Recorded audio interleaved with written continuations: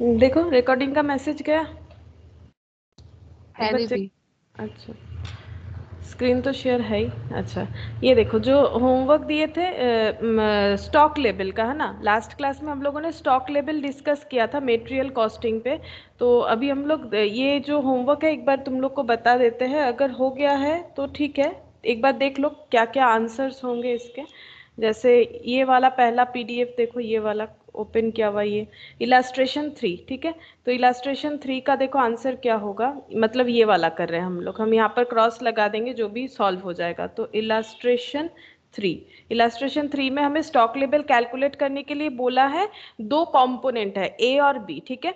Normal usage यानी average usage, जो normal usage होता है वही average, maximum usage, minimum usage, reorder quantity, reorder period, calculate for each component, ROL यानी reorder level, minimum level, maximum, average stock. इसमें actually क्या है, हम लोग को फॉर्मूला याद रखना है, ठीक है। फॉर्मूला याद रखने के लिए हमें प्रैक्टिस करना पड़ेगा, अगर हम लोग 4-5 सम्स करेंगे तो वो खुद ब खुद याद हो जाएगा। और यहाँ पर ये फॉर्मूला बेस्ड ही है, ठीक है। तो यहाँ पर देखो ए बी दो कंपोनेंट लगा दिए, आरओएल, अब आरओएल का फॉर्मूला याद रखना चाहिए। आरओएल मतलब हम लोगों ने क्या सीखा था, रीऑर्डर लेवल, मतलब ऐसा लेवल जहां पर हम लोगों को अपना ऑर्डर प्लेस करना चाहिए ताकि हम लोग स्टॉक आउट सिचुएशन फेस ना करें, यही हम लोगों ने पढ़ा था। तो जो एग्जाम्पल के साथ हम लोगों ने सोचा था कि हमें अपना मैक्सिमम कंजम्पशन देख लेना चाहिए कितना होता है, उस हिसाब से हमें अपना रीऑर्डर लेवल प्लेस करना चाहिए, यानी मैक्स यूटी, ठीक है। मैक्स यूटी ये शॉर्टकट था, maximum usage into maximum lead time या फिर टाइम कंजम्पशन जो भी बोलो। तो यहाँ पर देखो मैक्सिमम है 450 और मैक्सिमम टाइम यूसेज है 6 ए के लिए, 6 वीक, ठीक है।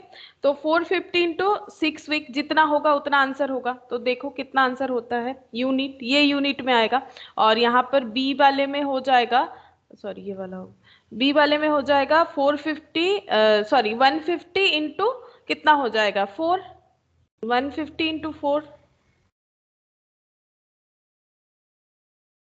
अच्छा मैंने कुछ गलत किया क्या, अच्छा मैक्सिमम दोनों का ही सेम है, ये तो मिनिमम है 150, अच्छा दोनों का ही मैक्सिमम सेम है। तो 450 इंटू 6 कितना होता है, 27 2000, हाँ 2700, अरे 1800। 1800, ये हो गया आरओएल, ठीक है। अच्छा उसके बाद हमें नेक्स्ट बोला है मिनिमम लेवल, मैक्सिमम लेवल, ये सब बोला है। तो मिनिमम लेवल, तो मिनिमम लेवल कैसे कैलकुलेट करते हैं हम लोग, मिनिमम लेवल मतलब क्या होता है, आरओएल से माइनस कर देने से जो होगा, आरओएल के नीचे जब कंजम्पशन स्टार्ट हो जाता है, ROL minus normal UT, normal usage into normal time, और अगर क्वेश्चन में नॉर्मल नहीं है तो हमें एवरेज लेना पड़ेगा। तो आरओएल तो कैलकुलेट कर लिया हम लोगों ने, नॉर्मल यूसेज है 300, और नॉर्मल टाइम कैसे निकालेंगे, बोलो नॉर्मल टाइम कैसे निकालेंगे। आरओएल तो पता है 2700 माइनस नॉर्मल यूसेज भी पता है, दिया हुआ है क्वेश्चन में 300, टी कैसे निकालेंगे बोलो। Minimum minimum time plus maximum time divided by 2। हाँ मतलब एवरेज, मतलब एवरेज, तो 6+4 ÷ 2, पहला वाला कितना हो जाएगा, ए के लिए 6+4 10/2 5 हो जाएगा, ठीक है, ये 5 हो जाएगा। अच्छा और दूसरा ये वाला हो जाएगा 300, यहाँ पर 1800 माइनस 300 इंटू, इसमें एवरेज निकालना पड़ेगा सेम प्रोसेस से। तो कितना हो जाएगा 2+4+2 6/2 यानी 3 हो जाएगा, ठीक है 3। तो प्रैक्टिस करने से बस यही चीज याद रखना है, ठीक है, ऐसा क्वेश्चन आता है और ये चीज ही हम लोग को याद रखना है। तो ये हो गया 1200 यूनिट्स। अच्छा यहाँ पर 1800 माइनस 900, ये तो 900 ही होगा बैलेंस करने से, हाँ 900 यूनिट्स। अब मैक्सिमम लेवल, मैक्सिमम लेवल क्या होगा, मैक्सिमम लेवल पहुंचना है तो रीऑर्डर लेवल प्लस जो हम लोग ऑर्डर करेंगे यानी रीऑर्डर क्वांटिटी, लेकिन ऑर्डर जब कर रहे हैं जब तक आके पहुंचेगा तब तक कंजम्पशन भी चलता रहेगा, वो तो अपना हिसाब से चलेगा। तो माइनस हो जाएगा, तो माइनस क्या लिखेंगे, मिनिमम क्या लिखेंगे, मीन यूटी, मीन यूटी ऐसे लिख देते हैं, mean UT, minimum consumption into minimum lead time. तो आरओएल है 2700 प्लस आरओक्यू दिया हुआ होना चाहिए, क्वेश्चन में दिया हुआ है 2400। अगर नहीं दिया हुआ होगा तो ईओ क्यू का अगर डेटा दिया हुआ रहता है तो उससे भी हम लोग आरओ क्यू निकाल सकते हैं, क्योंकि जो आरओ क्यू है वही ईओ क्यू है। Minimum usage into minimum time, minimum usage कितना है 150, मिनिमम टाइम है 4, पहले वाले का 150 इंटू 4। तो ये कितना हो जाएगा 2700 प्लस 2400 माइनस 600 4500 और ये वाला कितना हो जाएगा ROL यानी 1800 प्लस ROQ। देखो ROQ कितना है, ROQ है 3600 minus mean UT, minimum usage into minimum time. Minimum usage तो 150 है, मिनिमम टाइम शायद 2 वीक था, हाँ 2 वीक, तो 300। तो 1800 प्लस 3600 माइनस 300, तो ये हो गया 5100 यूनिट्स। ये बात चेक कर लेते हैं, हाँ सही है 5100 यूनिट्स। अब एवरेज कैलकुलेट करना है, तो एवरेज स्टॉक लेवल, दोनों तरह से आंसर आ जाएगा। एवरेज स्टॉक लेवल तो minimum level plus maximum level divided by 2, इस फॉर्मूले पे कितना आ जाएगा, मिनिमम लेवल है ये 1200 प्लस 4500 डिवाइडेड बाय 2, तो 1200 प्लस 4500 डिवाइडेड बाय 2 करने पे आएगा 2850 और इधर आ जाएगा 900 प्लस 5100 डिवाइडेड बाय 2, तो ये हो जाता है 6000 बाई 2 यानी 3000। ठीक है, ये 3000 हो जाएगा। और एक जो फॉर्मूला है उससे भी अगर हम लोग कैलकुलेट करें, वो फॉर्मूला क्या था, mean plus half of EOQ या फिर ROQ। EOQ या ROQ एक ही बात है, ठीक है। तो मिनिमम लेवल क्या आया था, दोनों का मिनिमम लेवल आया था ये देखो 1200 और 900, पहला था 1200 दूसरा वाला 900, तो 1200 और 900 हाफ इंटू ROQ या फिर EOQ 2400 और 3600 2400 3600, तो कितना आ जाएगा, ये आ रहा है 2400 और ये कितना आ रहा है 1800 और 900 2700 हो जाएगा। तो ये वाला हो गया। अच्छा, अब इसी PDF में इलास्ट्रेशन 12, 20 और 19, ठीक है। तो इलास्ट्रेशन 12 देखते हैं, ये 3 हो गया, 1, 2, 3 तीनों ही कवर हो गया। 4 ये टर्नओवर रेशियो है, ये आज करेंगे। 5 नहीं होगा,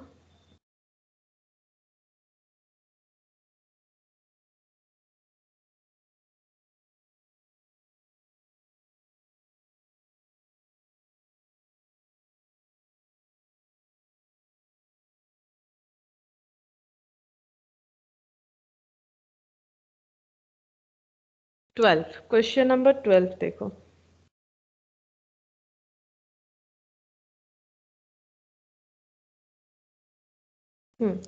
देखो क्या बोल रहा है, 2 component A and B are used as follows: normal usage, reorder quantity, maximum minimum reorder period, calculate each of the calculate for each component reorder level, minimum level, maximum level। तो illustration 12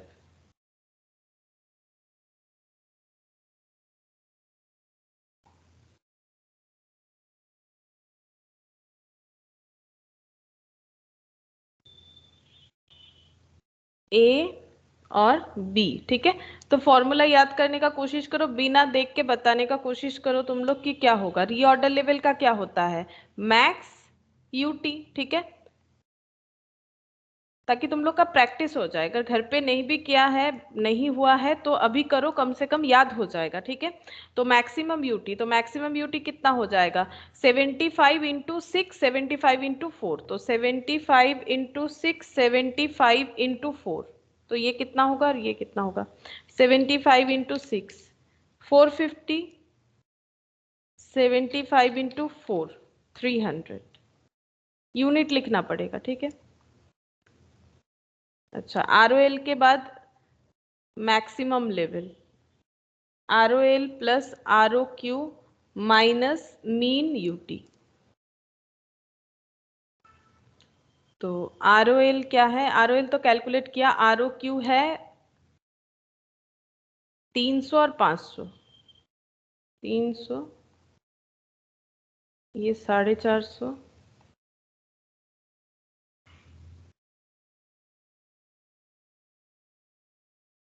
ROL हो गया। अच्छा, minus mean UT, mean UT मतलब minimum usage कितना है 25 minimum usage into minimum time, तो 25 into 4, 25 into 2,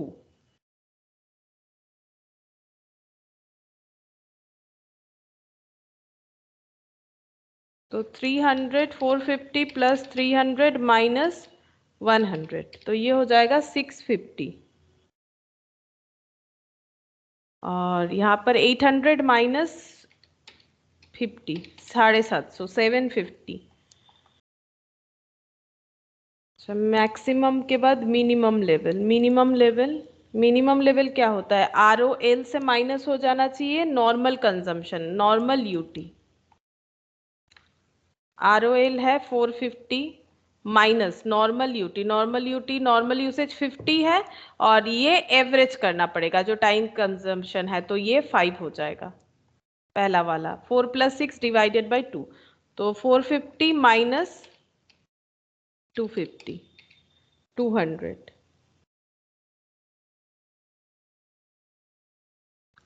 अच्छा, यहाँ पर ROL है 300 minus normal usage into normal time, तो नॉर्मल टाइम कितना होगा, एवरेज 4 + 2 6/2 3, 150, तो ये 150 आ जाएगा बैलेंस करने के बाद, और एवरेज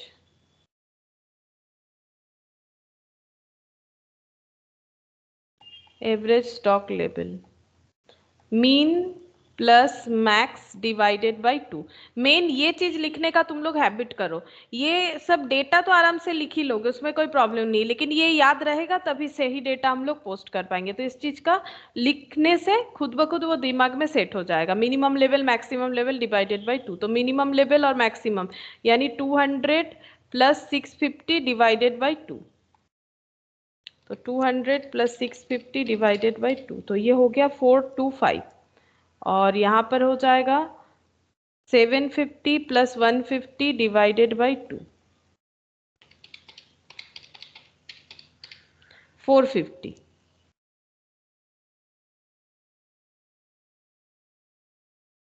या फिर और एक फॉर्मूला जो है minimum plus half into EOQ या फिर ROQ, तो मिनिमम है 200 प्लस हाफ इंटू ROQ है 300, मतलब 150, मतलब 350 हो जाएगा ये वाला, या तो ये आंसर में रहेगा और ये वाला आंसर रहेगा।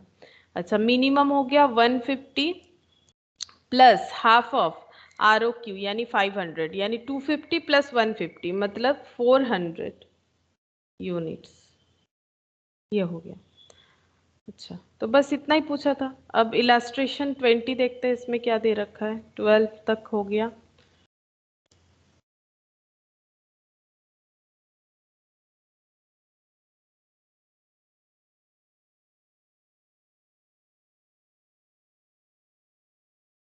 अच्छा, 20 में देखो क्या दे रखा है,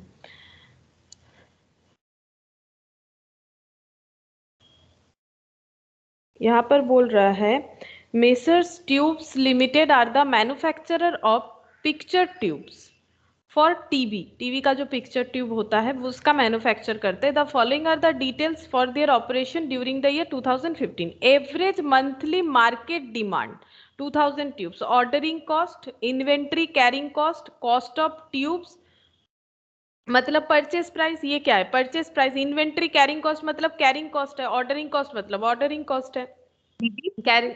हाँ बोलो। বলছি আগের সামস এভারেজ লেভেল যে সেকেন্ড ফর্মুলাটা করলে বি এর অ্যানসারটা কত? আচ্ছা দাঁড়াও, সেকেন্ড সামসটা,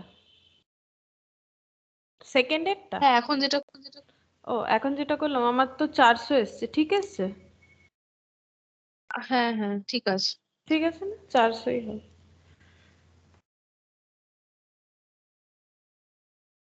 হ্যাঁ अच्छा। দিদি। हम्म। अच्छा, अब यहाँ पर ये बोल रखा है, अब नॉर्मल यूसेज देखो यानी एवरेज, जो नॉर्मल है वही एवरेज, ये दिमाग में रखो, ठीक है। 100 ट्यूब्स पर वीक, मिनिमम बता रखा है कितना, कम से कम कितना यूज हो सकता है, ज्यादा से ज्यादा कितना यूज हो सकता है, ठीक है।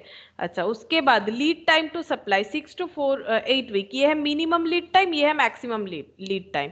अच्छा, अब हमें बोला है रीऑर्डर लेवल निकालो, तो यहाँ पर अच्छा पहले क्या बोला है देखो, economic order quantity if supplier is willing to supply quarterly 1500 units at a discount of 5%, is it worth accepting? बोल रहा है कि यो क्यों निकालो, फिर फुल स्टॉप दे दिया है, ठीक है। मतलब पहला क्वेश्चन है यो क्यों निकालो, फिर बोल रहा है if the supplier is willing to supply quarterly, अगर सप्लायर जो है वो बोल रहा है हम क्वार्टरली भेजेंगे। क्वार्टरली भेजने का मतलब, क्वार्टरली रॉ मटेरियल सप्लाई का मतलब क्या होगा? क्वार्टरली का मतलब क्या होगा, क्या होता है? मतलब सिस्टम क्या बनेगा अगर क्वार्टरली बोला जा रहा है, तो सिस्टम क्या हो रहा है, किस बेसिस में भेजा जाएगा? मतलब हर महीने में, 2 महीने में, 3 महीने में? क्वार्टरली का 3 मतलब months, क्या होता है? हाँ 3 बोलो। months, 3 मंथ्स के 3 गैप में, months है में। ना? हाँ, 3 मंथ्स में एक बार, यानी कितना बार होगा पूरे साल में? 4 बार, है ना? क्योंकि 12 मंथ्स होता है, 12 मंथ्स को क्वार्टरली, किसी भी चीज को क्वार्टरली जब भी बोलेगा हमें डिवाइडेड बाय 4 कर देना चाहिए, क्योंकि 1/4 मतलब ही तो क्वार्टर होता है ना। तो 25% का मतलब ही तो क्वार्टर समझाया जाता है, तो 1/4 कर दो, तो 3 मंथ्स के गैप में भेजा जाएगा, ऐसा सप्लायर बोल रहा है। लेकिन कितना? 1500 यूनिट लेना पड़ेगा, ठीक है, 1500 यूनिट लेना पड़ेगा। और ये देखो इसके वजह से डिस्काउंट भी मिल जाएगा 5%। अगर ये सप्लायर का ये जो मतलब ऑफर है, ये जो सिस्टम है, ये अगर हम लोग एक्सेप्ट करते हैं तो 5% का डिस्काउंट भी मिलेगा परचेस प्राइस पे। क्या हमें ये लेना चाहिए? तो पहला जो क्वेश्चन नंबर 1 है उस पे 2 क्वेश्चन पूछ रखा है, एक तो यो क्यों निकालो, दूसरा हमें जो डिस्काउंट ऑफर है वो हमें लेना चाहिए या नहीं लेना चाहिए। तो उसके लिए हमें तो कंपेयर करना पड़ेगा, तो हम लोग को देखना पड़ेगा कि अगर यो क्यू पे जा रहे हैं तो हमारा टोटल कॉस्ट कितना पड़ रहा है, और अगर सप्लायर के ऑफर में जाएंगे तो हमारा टोटल कॉस्ट कितना पड़ेगा। जिसमें कम होगा हम लोग वही वाला ऑप्शन अवेल करेंगे। देखना पड़ेगा कि किसमें कम हो रहा है, तब जाके हमारा क्वेश्चन नंबर 1 जो है वो कंप्लीट होगा। तो सबसे पहले ईओ क्यू निकालना पड़ेगा, तो ईओ क्यू निकालेंगे। इलास्ट्रेशन 20, ईओ क्यू का मतलब हो जाता है 2 into annual consumption into ordering cost, 2 into AC OC CC carrying cost per unit per annum, तो 2। एनुअल कंजम्पशन, एनुअल कंजम्पशन कितना है? एनुअल कंजम्पशन है, बताओ एनुअल कंजम्पशन कितना होगा, कितना लिखना पड़ेगा? ये पूरे डेटा से बताओ कि एनुअल कंजम्पशन कितना लिखना पड़ेगा। 24,000। 24,000, क्योंकि मंथली बोल रखा है 2000 करके। लेकिन यहाँ पर एक चीज देखो कि सारा यूसेज जो है वो पर वीक के हिसाब से बोल रखा है। वैसे 24,000 करने से भी करेक्ट है, बट उसका आंसर थोड़ा अलग आएगा। लेकिन अगर कंजम्पशन पर वीक है, क्योंकि हमें एनुअल डिमांड तक पहुंचना है, मंथली हमें नहीं चाहिए, तो हम लोग क्या कर सकते हैं? क्या हम लोग इसे वीक में कन्वर्ट कर सकते हैं? क्या हम लोग Yes, इसे ma'am. वीक में, है ना, तो वीक में कन्वर्ट कर सकते हैं। तो वीक में कन्वर्ट करेंगे तो कैसे होगा, कैसे कैलकुलेट करेंगे? वीक तो 52 वीक मतलब 1 ईयर होता है, ठीक है। तो एक वीक में कितना कंजम्पशन है उसके ऊपर कैलकुलेट कर पाएंगे कि एक साल में कितना कंजम्पशन होगा, ठीक है। तो यहाँ पर हमें फिर कितना लेना पड़ेगा? एनुअल डिमांड कैसे निकालेंगे? ये तो मंथली दे रखा है ना, ये तो मंथली दे रखा है मार्केट डिमांड। अच्छा, अब यहाँ पर कुछ नॉर्मल यूसेज दे रखा है। क्या हम लोग नॉर्मल यूसेज इंटू 52 करने से हमें एक साल का पता चल जाएगा? अगर नॉर्मली एक हफ्ते में 100 ट्यूब यूज होता है, अगर हम लोग वीकली ट्रांसफर करना चाहे, और अगर हम लोग वीकली नहीं करना चाहते, मंथली करना चाहते, तो इसको 24,000 करने से भी आंसर आएगा, ठीक है। ऐसा नहीं है कि नहीं आएगा, लेकिन आंसर थोड़ा सा डिफर करेगा। अब अगर ये मतलब एमसीक्यू होता है तो तुम लोग को क्या करना पड़ेगा? चेक करना पड़ेगा, दोनों तरह से करके देखना पड़ेगा। जो ऑप्शन रहेगा उसी हिसाब से तुम लोग को जाना पड़ेगा। तुम लोग वीकली भी करके देखना, मंथली भी करके देखना। अब ऑप्शन में जो रहेगा आंसर जिसके साथ टैली होगा वही तुम लोग उस पर टिक कर देना, ठीक है। तो इस तरह से एमसीक्यू में तुम लोग सोच सकते हो कि कैसे होगा, दोनों तरह ही करके देख लो तो समझ में आ जाएगा। वैसे यहाँ पर जो आंसर है इस क्वेश्चन का बुक में, हम उस हिसाब से कर रहे हैं क्योंकि वीकली कर रहे हैं, आंसर उस हिसाब से है। तो हम लोगों को अगर वीकली ट्रांसफर करना है, अब देखो अगर एक महीने में तो 4 हफ्ता होता है, ठीक है, 1 मंथ इक्वल टू 4 वीक होता है। लेकिन उसमें 4 वीक में तो कितना होता है? 28 डेज ही कवर होता है ना, फिर 2 दिन कम हो जाता है, फिर उसमें कैसे कैलकुलेशन होगा? एकदम सही एक्यूरेट कैलकुलेशन नहीं होगा, अप्रोक्सीमेशन हो जाएगा। इस वजह से हम लोग क्या करेंगे, नॉर्मल यूसेज जो है, जो कि पर वीक दे रखा है, क्यों ले रहे हैं? क्योंकि वो पर वीक दे रखा है, ठीक है। तो पर वीक जो है वो इंटू 52 वीक कर देंगे तो हमें पूरे ईयर का यूसेज जो है वो पता चल जाएगा। तो एनुअल कंजम्पशन कैसे निकालेंगे? नॉर्मल यूसेज इंटू 52 वीक, क्योंकि हम लोग वीकली निकालना चाह रहे हैं। अगर वीकली निकालना नहीं चाहते फिर ये सब करने का जरूरत नहीं होता।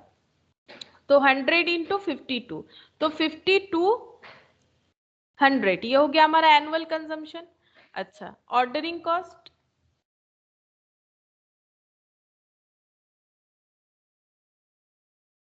गुड मॉर्निंग प्रिया।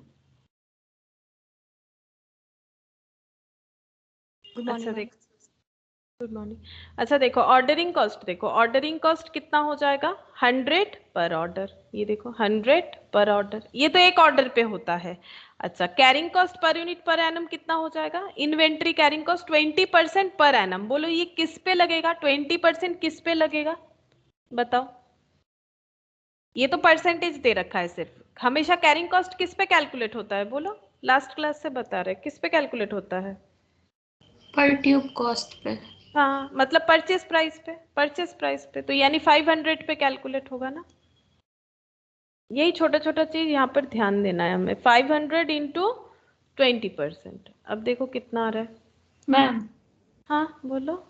ये क्वेश्चन पे जो एवरेज मंथली डिमांड करके जो दिया उसका क्या करना?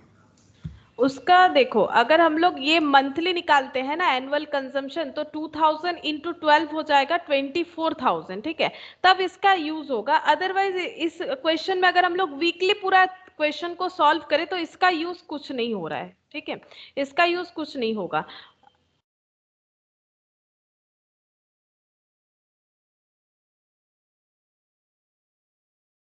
रोशनी का नेटवर्क इशू है,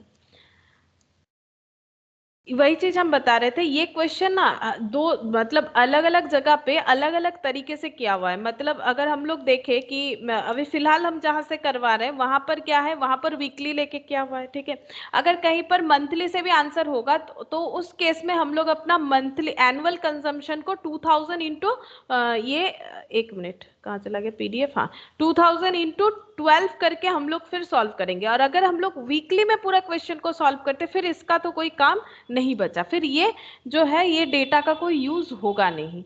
तो दो तरह से इसका हम लोग सोल्यूशन कर सकते हैं, हम लोग मंथली लेके भी कर सकते हैं, तब हम लोग एनुअल कंजम्पशन इतना लिखेंगे, ठीक है। और अगर हम लोग वीकली करेंगे तो हम लोग एनुअल कंजम्पशन फिर हम लोग नॉर्मल यूसेज पे लेंगे। क्यों नॉर्मल यूसेज पे लेंगे, क्योंकि ये 2000 जो है ये तो एक वीक का नहीं है ना, ये तो मंथ का है। अब मंथ से वीक में ट्रांसफर करने अगर जाएंगे तो हमें एकदम एक्यूरेटली नहीं मिलेगा। क्यों नहीं मिलेगा एक्यूरेटली, क्योंकि 4 वीक जो है वो नॉर्मली 1 मंथ में 4 वीक माना जाता है। अब 4 वीक मतलब 4 वीक इंटू अगर हम लोग 7 डेज करते हैं तो वो 28 डेज आएगा, ठीक है, जो कि 30 नहीं, 28 तो सिर्फ फेब में ही होता है, बाकी में तो नहीं होता है, तो वो अप्रोक्सीमेशन जो है प्रॉब्लम होगा। इसीलिए अगर वीकली करना है तो नॉर्मल यूसेज को लेके हम लोग क्वेश्चन सॉल्व करेंगे। और अगर हम लोग वीकली में सॉल्व नहीं करना चाहते तो उस केस में हम लोग मंथली लेके भी सॉल्व कर सकते हैं, ठीक है। तो अलग अलग आंसर हो सकता है, इसीलिए देखो मैंने बोला पहले कि एमसीक्यू में हो सकता है कि कोई भी एक तरीके से सही आंसर दिया हुआ रहेगा, तो तुम लोग को देखना पड़ेगा किस तरह कौन सा आंसर है, तो दोनों तरह से करके देखना पड़ेगा। मान लो पहले तुम लोगों ने वीकली वाला किया जो अभी हम करवा रहे हैं, और ऑप्शन जो है आंसर का वीकली वाला ही दिया हुआ है, तो फिर तुम लोग टिक कर सकते हो, ठीक है। लेकिन देखोगे कि जो वीकली आंसर कैलकुलेट किया वो ऑप्शन में है ही नहीं, तो इसका मतलब मंथली करके किया हुआ है, तो फिर तुम लोग को मंथली में करना पड़ेगा, ठीक है। सब क्लियर हुआ मेरा बात, हम जो बोलना चाह रहे कि ऐसे क्वेश्चन में कैसे होगा, अगर वीकली मंथली दोनों एक साथ दिया हुआ है तो ऐसा होता है। मैम, मैंने मंथली का ट्राई किया था लेकिन मतलब फ्रैक्शंस आ रहा था इस, और मैच मतलब ऑर्डरिंग कॉस्ट और कैरिंग कॉस्ट ना मैच रहा था, इसलिए फिर मैंने छोड़ दिया। Ordering cost carrying cost match नहीं हो रहा था ईओक्यू के केस में, जब मैंने मंथली बेसिस पे ईओक्यू हाँ मतलब जब टोटल कॉस्ट निकाल रहे हो परचेस प्राइस, मतलब ईओक्यू मंथली बेसिस में निकालने के बाद परचेस प्राइस कैरिंग कॉस्ट और ऑर्डरिंग कॉस्ट निकालने पे ये दोनों में अप्रोक्सीमेशन आ जा रहा है ना, यही चीज तो। हाँ हाँ। हाँ मतलब सिमिलर नहीं हो रहा है, इसे वही वही अप्रोक्सीमेशन की वजह से, क्योंकि जब हम लोग मंथली कर रहे हैं और यहाँ पर कंजम्पशन वीकली दिया हुआ है ना, तो थोड़ा सा वो डिफर कर जाएगा, इसी वजह से अगर हमें वीकली दिया हुआ है तो हम लोग वीकली ही करेंगे, क्योंकि सारा का सारा कंजम्पशन वीकली दिया हुआ है, तो प्रायोरिटी यही होना चाहिए कि वीकली में ही हमें सॉल्व करना पड़ेगा, ठीक है। तो वीकली पे ही करेंगे तो हमारा आंसर जो है वो एक्यूरेट आ जाएगा। बाकी एक चीज मंथ, हाँ बोलो। ईओक्यू की 102 EOQ तो 102 है, EOQ 102। अच्छा तो देखो इसी वजह से हम लोग इस तरह से कर रहे हैं। तो ये कितना हो जाएगा चेक करते हैं। देखो 2 इंटू 5200 इंटू 100 डिवाइडेड बाई ये कितना हो गया 100 और ये रूट, तो ये मेरा 10 आ गया कैसे? नहीं मैम 101.9 आ रहा है। अच्छा 101 पॉइंट, अच्छा नीचे 100 आ रहा है ना, तो 5200 इंटू 2 101.9 ऐसे आ रहा है। अच्छा हाँ, तो अप्रोक्सीमेशन यहाँ भी आ रहा है। अच्छा देखते हैं, अप्रोक्सीमेशन यहाँ भी आ रहा है, यानी 101 इसको 2 कर देते हैं, ठीक है। अप्रोक्स यहाँ पर अप्रोक्स 102 लिख देते हैं। ट्यूब्स, इसका आंसर होगा ट्यूब्स में। ये EOQ हो गया। अब हम लोग दोनों मेथड से देखेंगे। अगर EOQ करते हैं तो हमारा टोटल कॉस्ट कितना आ रहा है, और अगर हम लोग डिस्काउंट लेते हैं, डिस्काउंट वाला ऑफर अवेल करते हैं तो क्या होगा। तो purchase cost, ordering cost, carrying cost, ये तीनों चीज होना चाहिए। तो EOQ में परचेस कॉस्ट कितना होगा, EOQ के हिसाब से हम लोग खरीदना चाहते हैं 5200 यूनिट, पूरे साल भर का कंजम्पशन ये माना है हम लोगों ने, इनटू परचेस प्राइस। अगर EOQ फॉलो करेंगे तो परचेस प्राइस कितना होगा, परचेस प्राइस होगा ये वाला 500 पर ट्यूब। तो ये कितना हो जाएगा 5200 इंटू 500, तो ये हो जाएगा 26 लाख आ रहा है, 26 लाख। अच्छा ऑर्डरिंग कॉस्ट, ऑर्डरिंग कॉस्ट मतलब number of order into ordering cost. तो ऑर्डरिंग कॉस्ट कितना है 100 है, ठीक है। ऑर्डरिंग कॉस्ट तो कभी चेंज नहीं होता है। नंबर ऑफ ऑर्डर कितना होगा, हमें चाहिए 5200 और हम लोग एट ए टाइम 102 करके ऑर्डर करना चाहते हैं, 102। तो हमारा ऑर्डरिंग कॉस्ट कितना हो जाएगा 5200 डिवाइडेड बाई 102 इंटू 100, 5098 ऐसे आ रहा है मेरा। तो 5098.5098.03 ऐसे आ रहा है। अच्छा अब यहाँ पर कैरिंग कॉस्ट देखो, कैरिंग कॉस्ट जो है वो हो जाएगा half into EOQ into carrying cost per unit per annum, यानी 500 पे 20%। तो चेक करके देखो, हो सकता है यहाँ अप्रोक्सीमेशन आ जाए, बिल्कुल बराबर ना हो, ठीक है।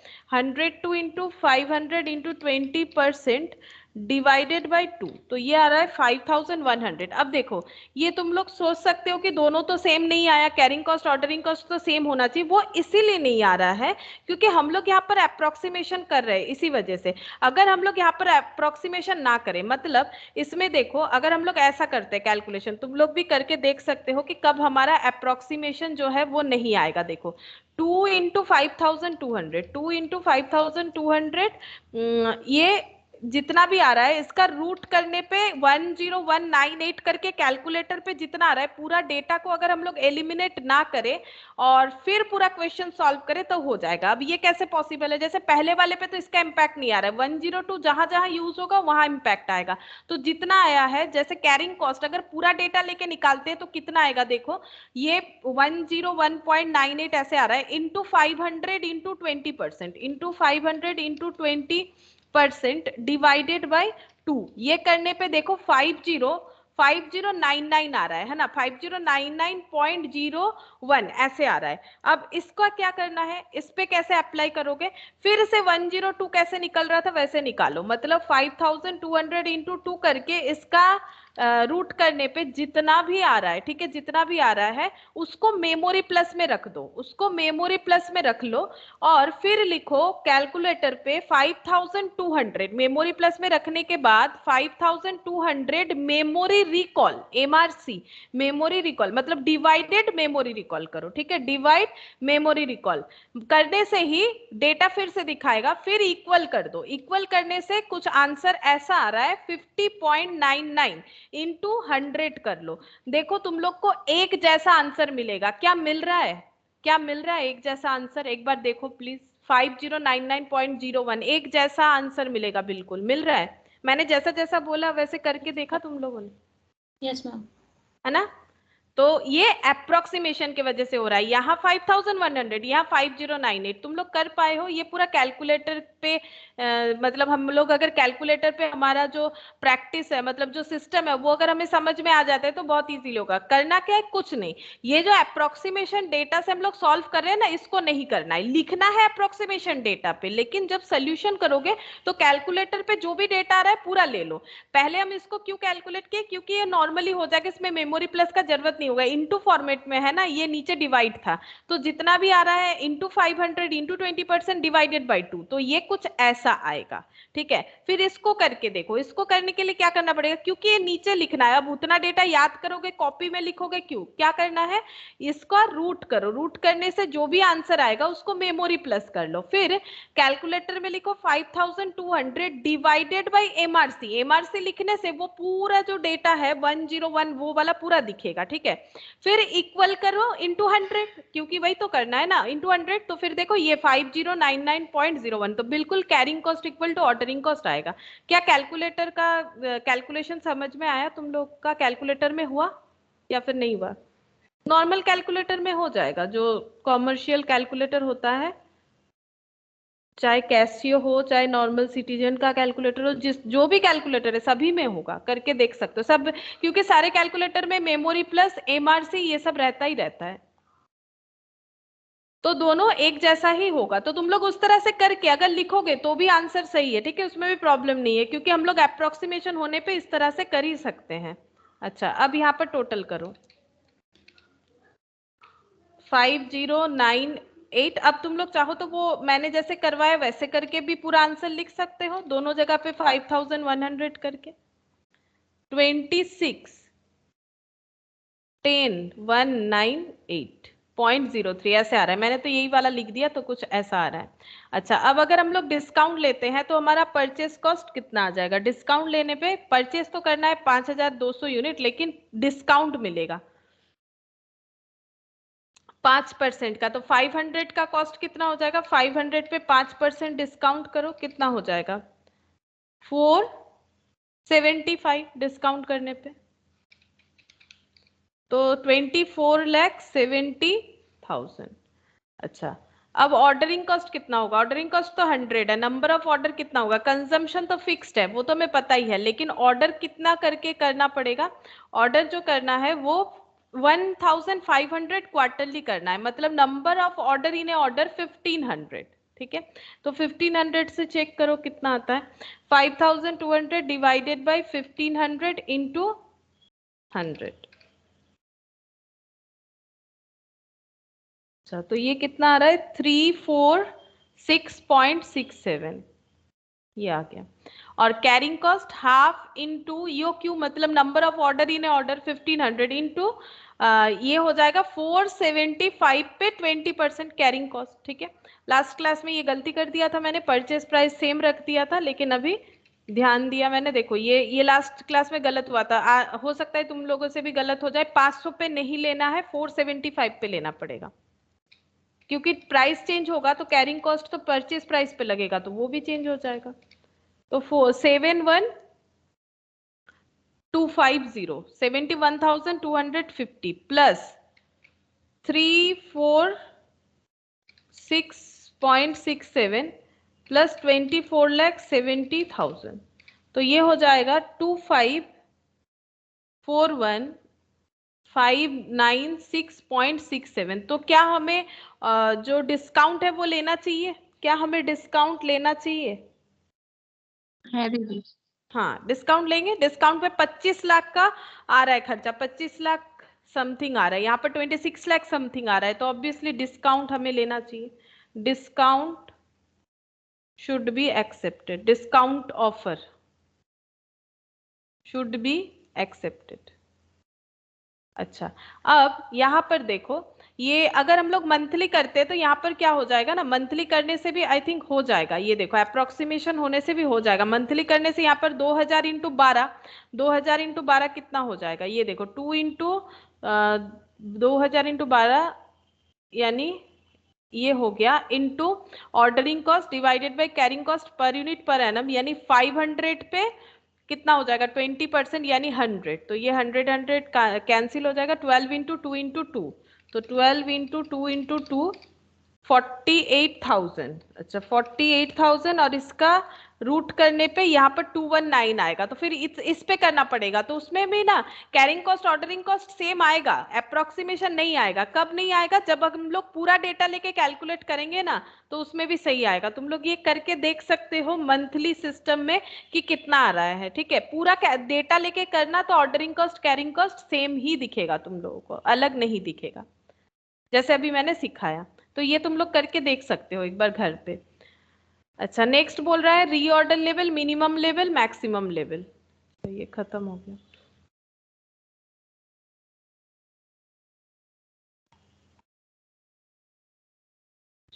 रीऑर्डर लेवल, रीऑर्डर लेवल का मतलब होता है max UT, maximum usage into maximum lead time. तो मैक्स यूटी कितना हो जाएगा? मैक्सिमम यूसेज है 200 इंटू 8 वीक, 200 इंटू 8 वीक, तो 1600 वीक। और मिनिमम लेवल,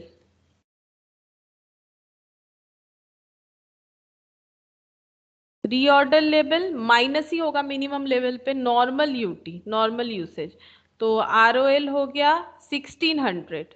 अच्छा ये वीक लिख दिया मैंने, ये गलत लिख दिया ना, ये यूनिट होना चाहिए।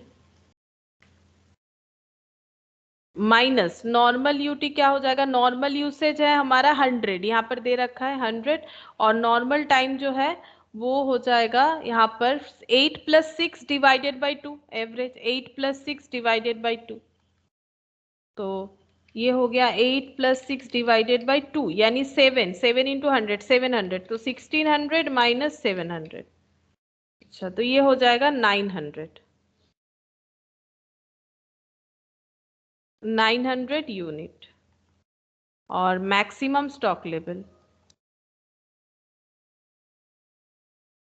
ROL plus ROQ minus mean UT.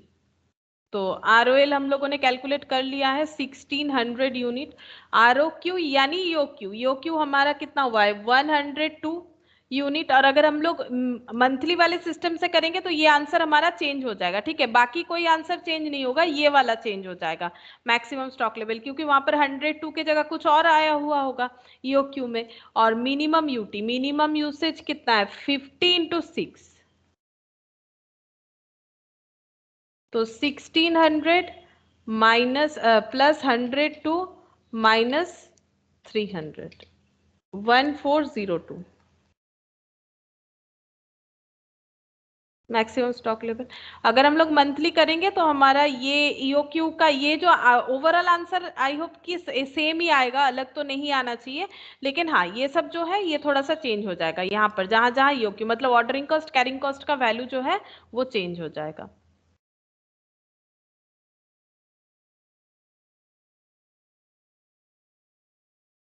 अच्छा और कौन सा बाकी है? 20 कर लिया हम लोगों ने। अच्छा 19 भी था क्या? मैंने 19 नहीं देखा। अच्छा 19 भी था, चलो 19 देख लेते हैं।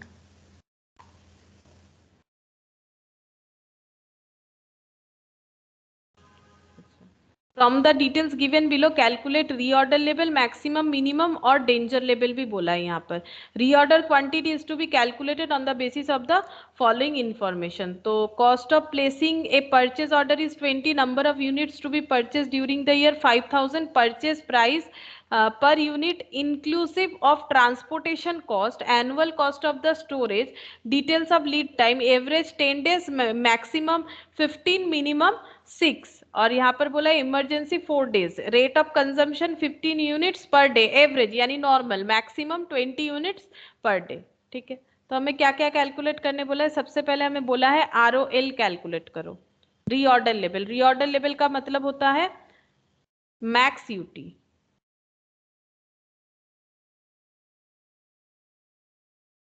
Reorder level max UT, maximum usage into maximum time. तो मैक्सिमम यूसेज कितना है ये देखो, मैक्सिमम कितना है? मैक्सिमम यूसेज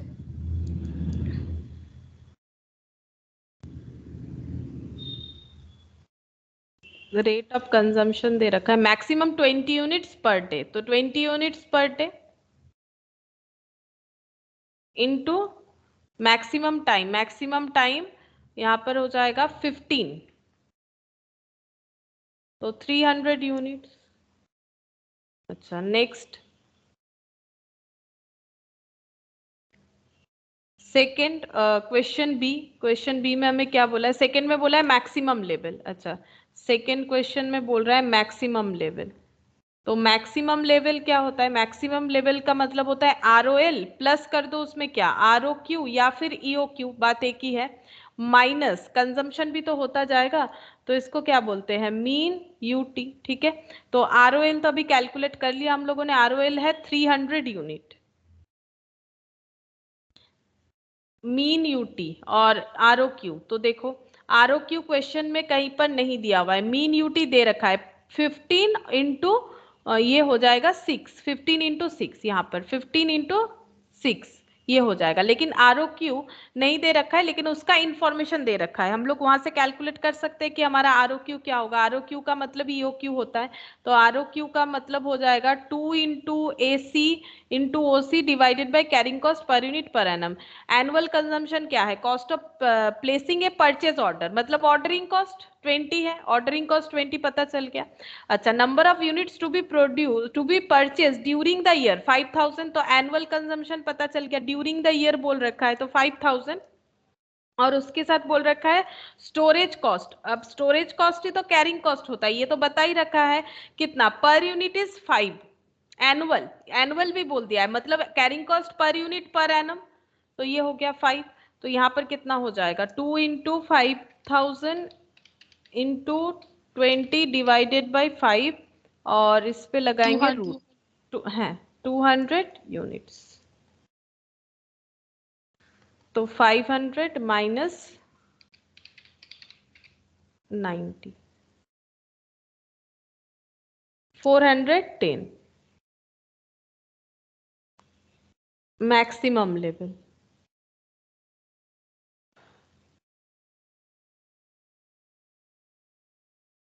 ये क्या मेरा गलत आ गया, अच्छा ये मिनिमम लेवल का फॉर्मूला, सॉरी मैक्सिमम लेवल का फॉर्मूला मैंने ठीक लिखा है, मीन यूटी देखते हैं, हाँ मीन यूटी ठीक ही लिखा है, minimum usage into minimum time तो है 6, मिनिमम टाइम 6, और मिनिमम यूसेज तो नहीं दिया है, मिनिमम यूसेज तो हमें नहीं दिया है, यहाँ पर 15 एवरेज यूसेज दे रखा है, मैंने तो मिनिमम नहीं लिया, मैंने एवरेज ले लिया, तो ये कैलकुलेट करना पड़ेगा मिनिमम यूसेज। ये देखो एवरेज यूसेज का मतलब क्या होता है, एवरेज यूसेज का मतलब होता है minimum usage plus maximum usage divided by 2, ये होता है एवरेज यूसेज, और जो एवरेज यूसेज है वही नॉर्मल यूसेज होता है, एक ही बात है, या तो नॉर्मल यूसेज बोल लो या तो एवरेज यूसेज बोल लो।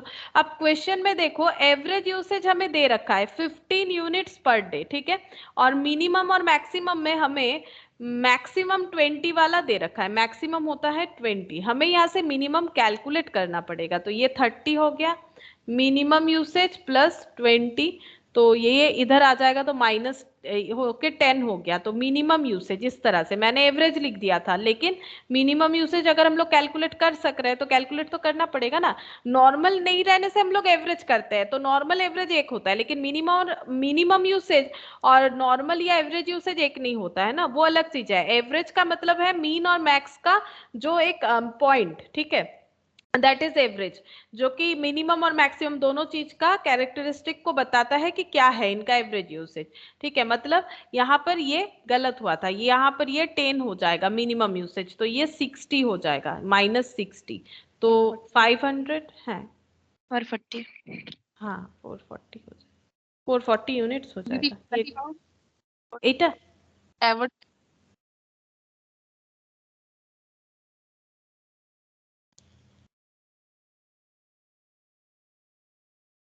होएगा। अच्छा 440 यूनिट्स। अच्छा इसके बाद ये कौन सा लेवल निकाला, मैक्सिमम लेवल निकाल लिया, मिनिमम लेवल डेंजर लेवल, इस पे और भी कैलकुलेशंस होगा, मिनिमम लेवल मिनिमम लेवल का मतलब होता है ROL माइनस एवरेज या फिर नॉर्मल यूटी। ROL तो कैलकुलेट किया 300 माइनस एवरेज यूटी, अब वो वाला लगेगा जो हम लोग यूज कर रहे थे। तो एवरेज यूसेज है 15 और एवरेज टाइम कितना है, एवरेज टाइम कितना हो जाएगा देखते हैं। एवरेज टाइम हो जाएगा यहाँ पर बोल रखा है 10 डेज, ठीक है, बोल रखा है 10 डेज। तो कितना हो जाएगा 300 माइनस 150, तो 150 यूनिट। अच्छा, डेंजर लेवल, इसका फॉर्मूला अभी तक हम लोगों ने यूज नहीं किया है, लेकिन हम लोग समझ के भी याद रख सकते हैं। डेंजर लेवल मतलब हमें कम से कम वो कंजम्पशन हमारा पता कर लेना चाहिए जो हमारा नॉर्मल कंजम्पशन है या फिर एवरेज कंजम्पशन है ना। नॉर्मल यूसेज इनटू क्या हो जाएगा, इमरजेंसी ऑर्डर, यानी यहाँ पर लिख सकते हैं emergency lead time. Emergency lead time, emergency में जितना टाइम लगेगा आने में। तो नॉर्मल यूसेज तो है 15 इनटू इमरजेंसी यूसेज दे रखा होगा 4 डेज 60 यूनिट्स अगर हमारे पास रह जाता है, ऑन दैट सिचुएशन हम लोग बोलेंगे कि हम लोग डेंजर लेवल पे है। अच्छा, तो ये भी हो गया। अब इलास्ट्रेशन 7 और एक जो PDF था वहां से हमें इलास्ट्रेशन 7 करना चाहिए। अच्छा, तो इलास्ट्रेशन 7,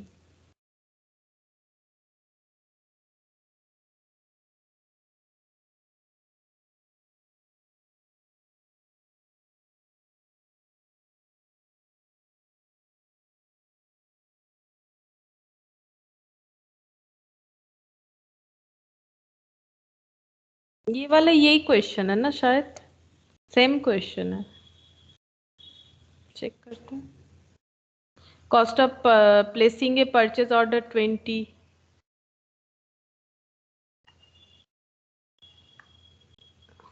हाँ सेम क्वेश्चन है। 20 मिनट्स 20 यूनिट्स 15, हाँ इमरजेंसी, बिल्कुल सेम क्वेश्चन है। तो फिर ये करने का जरूरत नहीं है, ठीक है, सेम क्वेश्चन है। ये 19 और ये 7 ये सेम है, सेम एज 19, तो करने का जरूरत नहीं है, छोड़ दो। अच्छा, तो देखो स्टॉक लेवल पे हम लोगों ने प्रैक्टिस भी कर लिया, ठीक है, काफी सारा क्वेश्चन अब याद भी रह जाएगा, फॉर्मूला भी हम लोगों को। अब हम लोग दूसरा एक पॉइंट डिस्कस करते हैं मटेरियल कॉस्टिंग का, inventory turnover ratio.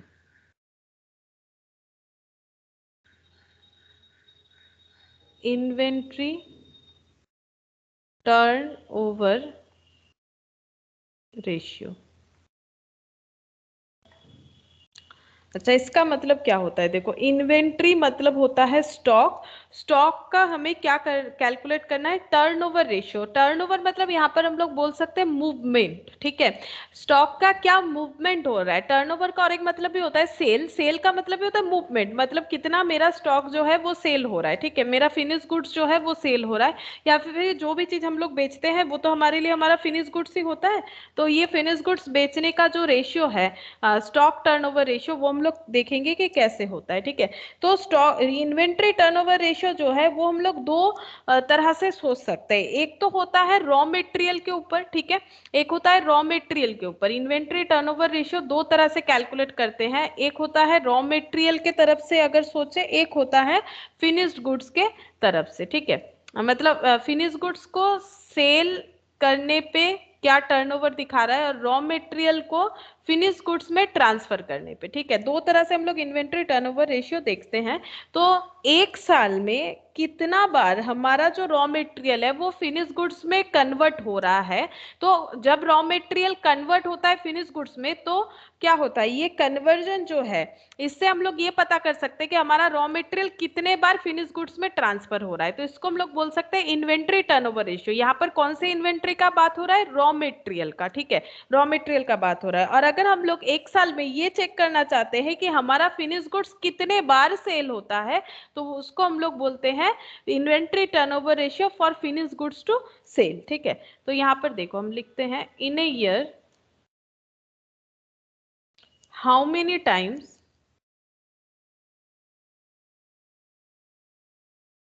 you have converted or consumed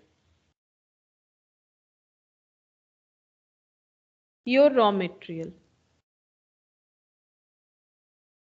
raw material कितना बार साल में कन्वर्ट हो रहा है फिनिश गुड्स में या कंज्यूम्ड हो रहा है, इसका जब कैलकुलेशन कर सकते हैं हम लोग, तो हम लोग बोलते हैं हम लोग इन्वेंट्री टर्नओवर रेशियो निकाल रहे हैं रॉ मटेरियल का, ठीक है। और अगर हम लोग सेल का कन्वर्जन कैलकुलेट करते हैं, in a year how many times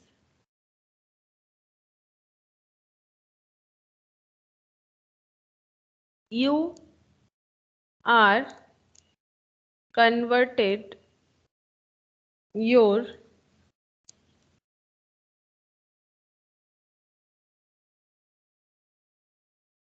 finished goods to sales into sales, ठीक है। हम लोग कितना बार अपना स्टॉक को बेच पा रहे, सेल कर पा रहे, फिनिश गुड्स टू सेल, ठीक है। तो उसका भी टर्नओवर रेशियो निकाल सकते हैं। वो कैसा इन्वेंट्री है, वो फिनिश गुड्स वाला इन्वेंट्री है। फिनिश गुड्स भी स्टॉक हो सकता है, रॉ मटेरियल भी स्टॉक हो सकता है। तो मैन्युफैक्चरर के केस में ये दोनों ही एप्लीकेबल हो सकता है। मैन्युफैक्चरर रॉ मटेरियल से फिनिश गुड्स बनाएगा, फिर उसको सेल करेगा, लेकिन जो ट्रेडर है वो सिर्फ फिनिश गुड्स से सेल करेगा। तो दोनों ही इन्वेंट्री टर्नओवर रेशियो निकाल सकते हैं, ठीक है। तो इससे हम लोग को क्या पता चलता है, रॉ मटेरियल के केस में अगर हम लोग देखें तो हमें ये पता चलता है कि हमारा रॉ मटेरियल का कंजम्पशन कितना अच्छा है, ठीक है। क्योंकि देखो सिस्टम क्या होता है, ये है गो डाउन, ठीक है। सपोज ये है गो डाउन, यहां पर क्या है, गो डाउन में है हमारा रॉ मटेरियल, ठीक है। अब रॉ मटेरियल को हम लोग क्या करेंगे, रॉ मटेरियल को हम लोग कंज्यूम्ड करना स्टार्ट करेंगे। कंज्यूम्ड करेंगे तभी वो किस में ट्रांसफर होगा, फिनिश्ड गुड्स में, ठीक है। अच्छा, अब इससे हमें ये भी पता चलता है कि हमारा रॉ मटेरियल कितना बार कंज्यूम्ड हो रहा है फिनिश गुड्स बनने के लिए, ठीक है।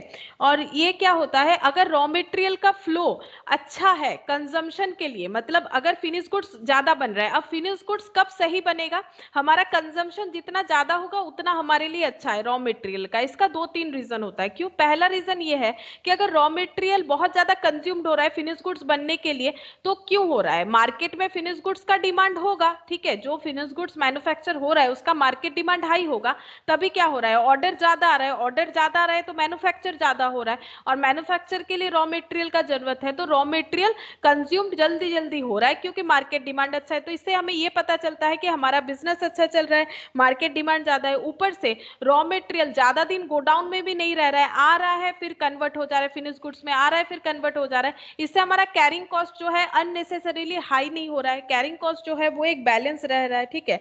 तो स्टॉक जो है, तो ये स्टोर में रखना, मतलब गोडाउन में स्टोर करके रखने का जरूरत नहीं होता है, ठीक है। इससे हमारा कैरिंग कॉस्ट लो होगा। तो ये देखो हम लोग यहाँ पर ये लिख सकते हैं, stock is not necessary to store. Store करने का जरूरत नहीं होगा, रॉ मटेरियल का स्टॉक जो है उसको स्टोर करने का अननेसेसरीली कोई भी जरूरत नहीं होगा, ठीक है। कैरिंग कॉस्ट जो है वो रिड्यूस हो जाएगा, कैरिंग कॉस्ट जो है वो रिड्यूस हो सकता है, कंट्रोल रहेगा, ठीक है। रिड्यूस्ड अगर नहीं भी होता है तो कम से कम कंट्रोल रह जाए, तो carrying cost will be reduced and control. लेकिन अगर हमारा रॉ मटेरियल यूज ही नहीं होता है, हफ्ते में 2 हफ्ते में एक बार होता है फिनिश गुड्स बनता है, तो इसका मतलब मार्केट में डिमांड है ही नहीं, वो प्रोडक्ट का बिजनेस अच्छा चल ही नहीं रहा है। ऊपर से कैरिंग कॉस्ट जो है वो तो हाई रेट हो जा रहा है, क्योंकि कैरिंग कॉस्ट हाई होगा ही, क्योंकि रॉ मटेरियल हमेशा गोडाउन में ही रहता है, ठीक है।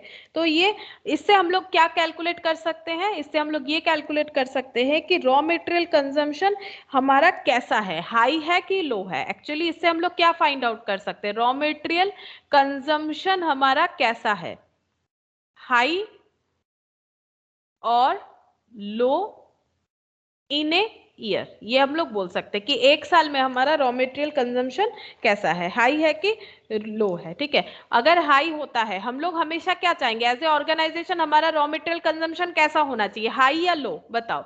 हमारा हम पहले ये डिस्कस कर रहे हैं, तो बताओ कि रॉ मटेरियल कंजम्पशन हमारा क्या होना चाहिए, एक ऑर्गेनाइजेशन का क्या मोटो रहेगा कि रॉ मटेरियल कंजम्पशन हाई रहे या लो रहे, मतलब रॉ मटेरियल जो है वो फास्ट मूविंग हो या स्लो मूविंग हो, हाई रहना चाहिए। हाई रहे, तभी तो मार्केट में इसका मतलब डिमांड है, बिजनेस अच्छा चल रहा है, ठीक है। तो हायर द आईटीआर, ठीक है, हायर द आईटीआर मतलब inventory turnover ratio, the faster is the movement of inventory और रॉ मेटेरियल। तो आईटीआर मतलब इन्वेंट्री टर्नओवर रेशियो जितना ज्यादा होगा तो इससे ये पता चलेगा कि हमारा मूवमेंट जो है रॉ मेटेरियल का वो फास्टर है, बहुत जल्दी जल्दी हो रहा है, ठीक है।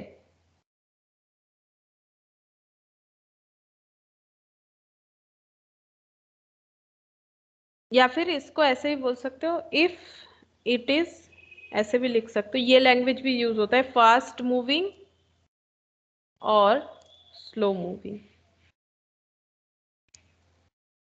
अच्छा, अब इसका फॉर्मूला देखो, क्योंकि ये एक रेशियो है, ठीक है। रेशियो कैसे निकालते हैं? रेशियो का मतलब होता है दो डेटा के बीच में रिलेशन, ठीक है। तो समथिंग डिवाइडेड बाय समथिंग जब होता है तब हमारा रेशियो कैलकुलेट होता है। तो रेशियो कैलकुलेट करने के लिए हमें दो डेटा चाहिए जिसको हम लोग डिवाइड फॉर्मेट में लिखेंगे तो हमें रेशियो मिल जाएगा। तो इन्वेंट्री टर्नओवर रेशियो कैसे होगा देखो, inventory turnover ratio, raw material. तो एक्चुअली हम लोग किस चीज का रेशियो निकालेंगे? हम लोग कर क्या रहे हैं? हम लोग ये पता करने का कोशिश कर रहे हैं कि हम लोग कितना रॉ मेटेरियल यूज कर रहे हैं एक साल में, ठीक है। तो हमें ये रॉ मेटेरियल का यूज पता होना चाहिए, इसीलिए ऊपर क्या लिख रहे हैं देखो, raw material consumed divided by average stock of raw material. मतलब कितना रॉ मेटेरियल हमारे पास है और कितना यूज हो रहा है एक साल में, हमारे पास कितना रॉ मेटेरियल है और उसमें से कितना यूज हो रहा है, इसको हम लोग बोलते हैं इन्वेंट्री टर्नओवर रेशियो। अच्छा, अब रॉ मेटेरियल कंज्यूम्ड का मतलब क्या होता है देखो,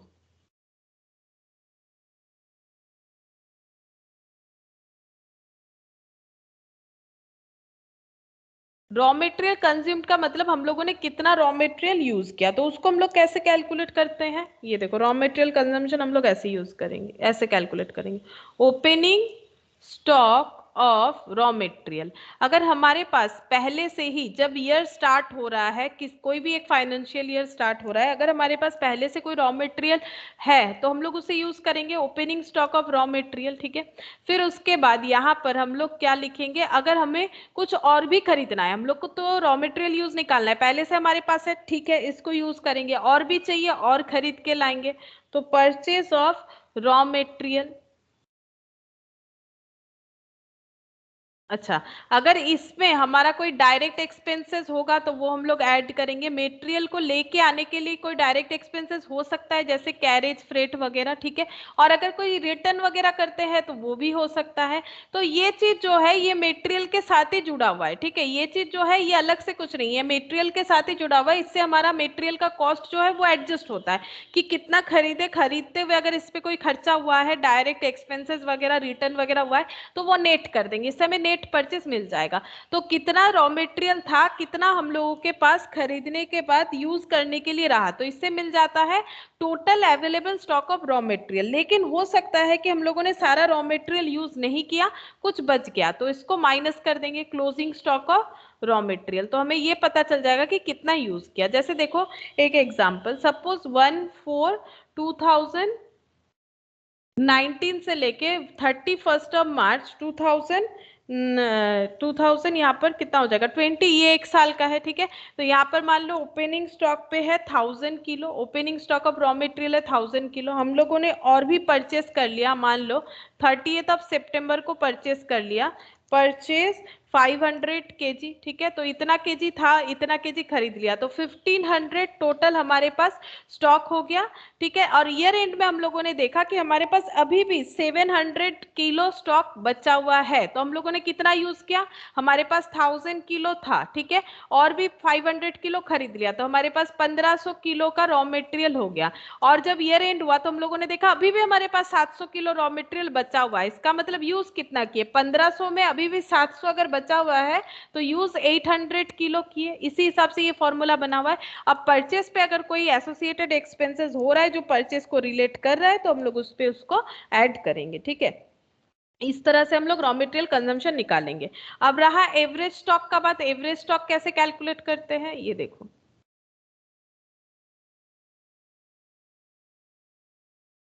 average stock equal to opening stock of raw material plus closing stock of raw material divided by 2। ये होता है एवरेज। किसी भी चीज का एवरेज कैलकुलेट करने के लिए हम लोग ये कर सकते हैं opening plus closing divided by 2, तो इससे हमें एवरेज पता चल जाएगा। हम लोग इस तरह से एवरेज स्टॉक निकाल सकते हैं। तो ये गया पहला हमारा ये डिस्कशन रॉ मटेरियल से फिनिश गुड्स का टर्नओवर। अब हम लोग फिनिश गुड्स टू सेल, इस पे क्या कैलकुलेशन होगा देखो।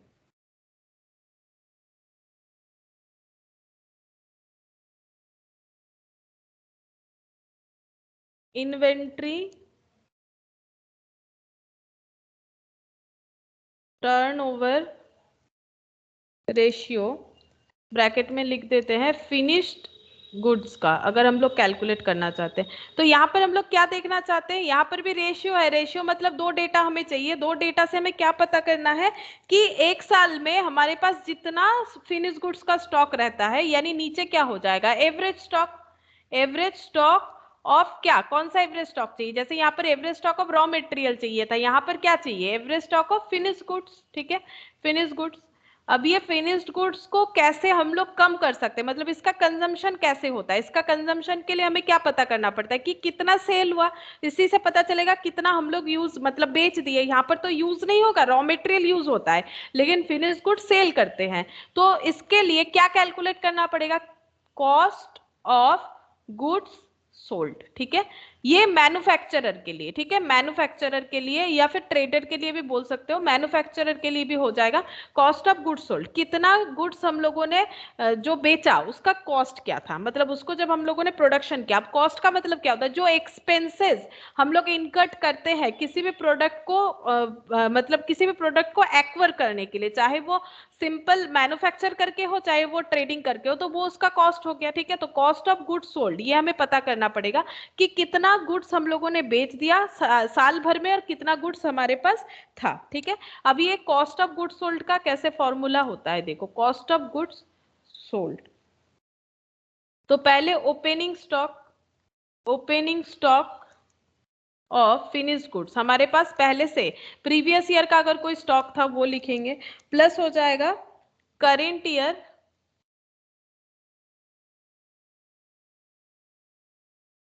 ऑफ गुड्स प्रोड्यूस्ड, कितना इस बार हम लोगों ने प्रोड्यूस्ड किया, माइनस क्लोजिंग स्टॉक। सेम उसी कंसेप्ट में क्लोजिंग स्टॉक में अगर कुछ बच जाता है इसका मतलब तो यही होता है ना कि हम लोगों ने वो वाला जो है वो सेल नहीं किया। ठीक है, तो ये हो गया। इसको हम लोग लिख देते हैं मैन्युफैक्चरर बोल के। क्यों मैन्युफैक्चरर लिख रहे हैं देखो, ये मैन्युफैक्चरर जो है वो भी अपना ये देखो, जो मैन्युफैक्चरर है वो inventory turnover ratio raw material के लिए भी निकालेगा, inventory turnover ratio finish goods के लिए भी निकालेगा, क्योंकि वो मैन्युफैक्चरर है। वो रॉ मटेरियल खरीदता है फिर उससे फिनिश गुड्स बनाता है, तब एक इन्वेंट्री टर्नओवर रेशियो कैलकुलेट करता है। फिर जब उस फिनिश गुड्स को बेचता है तब भी इन्वेंट्री टर्नओवर रेशियो निकालता है, लेकिन फिनिश गुड्स के लिए। तो वो क्या कैलकुलेट करता है, cost of goods sold divided by average stock of finish goods. यहाँ पर कॉस्ट ऑफ गुड्स सोल्ड का मतलब पहले से जो स्टॉक बना हुआ था, ठीक है, पहले से जो स्टॉक बना हुआ था करेंट ईयर में जो इन्होंने प्रोड्यूस्ड किया और जितना इन्होंने नहीं बेचा इस बार, दैट इज क्लोजिंग स्टॉक। लेकिन अगर कोई ट्रेडर है वो क्या कैलकुलेट करेगा, वो भी इन्वेंट्री टर्नओवर रेशियो निकाल सकता है। ट्रेडर मतलब जो मैन्युफैक्चर करके नहीं बेचता है, किसी से खरीद के बेचता है, तो उसके लिए ये ऑप्शन तो कैंसिल, क्योंकि रॉ मटेरियल टर्नओवर रेशियो वो क्यों निकाले, वो तो उसके गोडाउन में रॉ मटेरियल रहता ही नहीं है, वो तो प्रोड्यूसर है ही नहीं ना, वो प्रोडक्शन करता नहीं है, वो तो किसी से खरीद लेता है फिनिश गुड्स को, फिर उसमें प्रॉफिट लगा के बेचता है। तो वो कौन सा टर्नओवर रेशियो निकाल सकता है, वो फिनिश गुड्स टू सेल वाला टर्नओवर रेशियो निकाल सकता है। तो उसका कैलकुलेशन क्या होगा, तो उसका भी फॉर्मूला यही होगा ना, cost of goods sold divided by average stock of finish goods. लेकिन उसका फॉर्मूला क्या हो जाएगा, उसके केस में कॉस्ट ऑफ गुड्स सोल्ड का फॉर्मूला कुछ इस तरह से होगा, फॉर्मूला तो सेम ही रहेगा, लैंग्वेज चेंज हो जाएगा। एक तो ओपनिंग स्टॉक उसका भी होगा, opening stock of finish goods उसका भी होगा, चाहे हम लोग किसी से खरीद के लेके आए चाहे घर पे प्रोडक्शन करें, मतलब फैक्ट्री पे प्रोडक्शन करें, अपना खुद का प्रोडक्शन हो, opening stock of finish goods दोनों केस में जनरेट हो सकता है। लेकिन यहाँ पर क्या लिखा है, current year of goods produced, ठीक है, लेकिन वो कुछ प्रोड्यूस प्रोड्यूस नहीं करता है, उसके लिए लैंग्वेज हो जाएगा परचेज। वो फिनिश गुड्स को मार्केट से परचेज करेगा, और परचेज करते हुए जो भी डायरेक्ट एक्सपेंसेस वगैरह होगा वो इसमें ऐड हो जाएगा परचेज के टाइम पे। कुछ रिटर्न होगा तो लेस भी हो सकता है, लेस क्लोजिंग स्टॉक, ठीक है। सेम ही चीज है, बस दोनों जो मतलब से एक प्रोड्यूस्ड होगा, यहाँ पर प्रोड्यूस्ड कर रहा है इसीलिए, ये खरीद रहा है तो इसके केस में प्रोड्यूस वाला बात नहीं होगा, ठीक है। अच्छा, ये हो गया दोनों हमारा इन्वेंट्री टर्नओवर रेशियो का कंसेप्ट। अच्छा अच्छा देखाচ্ছি। ঠিক আছে। अब हम लोग नेक्स्ट छोटा सा पॉइंट और एक कर लेते हैं, inventory holding period.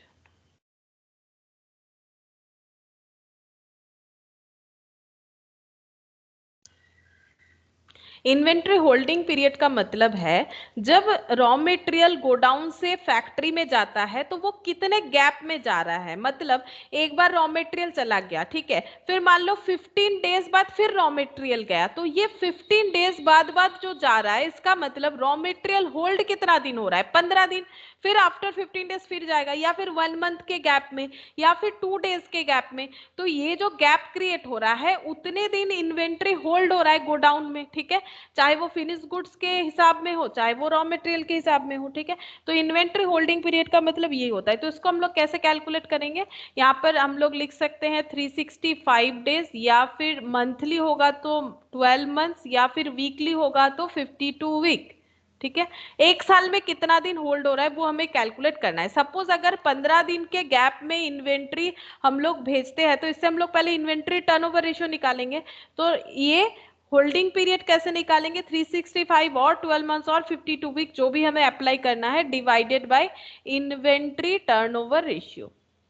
Inventory turnover ratio, क्योंकि ये क्या बता रहा है, ये हमें ये बताता है इन्वेंट्री टर्नओवर रेशियो, चाहे ये वाला ले लो चाहे ये वाला ले लो, कि हमारा रॉ मटेरियल कितने बार, ठीक है, कितना टाइम लेता है कंज्यूम्ड होने में, ठीक है। तो हम लोग एक साल में कंज्यूम्ड होने में जो टाइम लेगा उस हिसाब से हम लोग उसका गैप भी कैलकुलेट कर लेंगे। डिवाइड करने से हमें पता चल जाएगा कि क्या गैप हो रहा है। तो इससे हम लोग कैलकुलेट कर लेंगे कि हमारा इन्वेंट्री होल्डिंग पीरियड क्या है, गोडाउन में इन्वेंट्री कितने टाइम तक होल्ड करना पड़ रहा है, ठीक है। ये होता है इन्वेंट्री होल्डिंग पीरियड। अब देखते हैं इससे कुछ क्वेश्चन हमें मिल जाए तो। ये देखो, अच्छा पहले ये वाला देख लेते हैं, देखते हैं क्या क्या क्वेश्चन है इस पे। 1 नहीं होगा, 2 हो गया, 1 2 3 ये हो गया है। अच्छा ये रहा 4, क्वेश्चन नंबर 4 मिल गया पहले। अच्छा तो बताओ इसमें कैसे इन्वेंट्री टर्नओवर रेशियो, ये पहले बताओ कौन सा इन्वेंट्री टर्नओवर रेशियो है, पढ़ के बताओ कौन सा इन्वेंट्री टर्नओवर रेशियो है ये वाला। रॉ मटेरियल का, रॉ मटेरियल वाला, क्योंकि बता ही दिया है, देखो raw material consumed, raw material वाला इन्वेंट्री टर्नओवर रेशियो है, ठीक है। तो कैलकुलेट करके बताओ क्या होगा। यहाँ पर बताया है inventory turnover ratio from the following, opening stock, closing stock, material consumed, बस यही बताया है।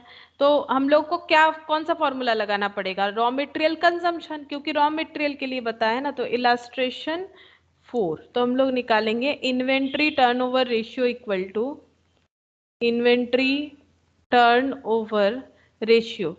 तो फॉर्मूला भी तो समझना पड़ेगा ना, कब कौन सा फॉर्मूला यूज करें, सीओजीएस करें या रॉ मटेरियल कंज्यूम्ड करें। तो रॉ मटेरियल कंज्यूम्ड करेंगे,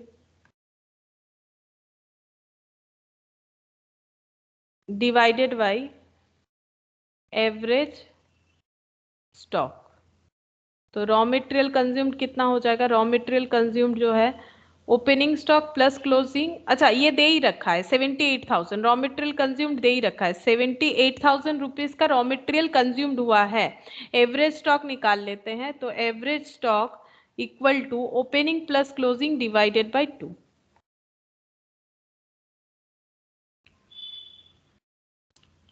10 और 16, 10,000 और 16,000, 13,000।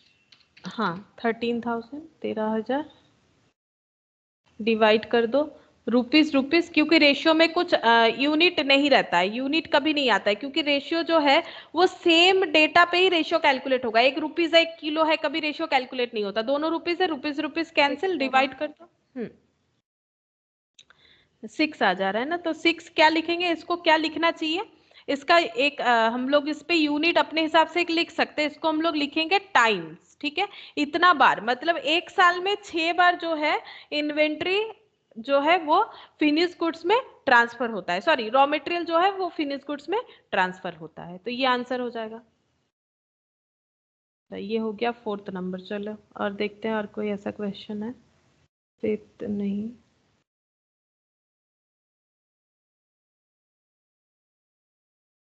8। और ये सब फीफो लीफो है।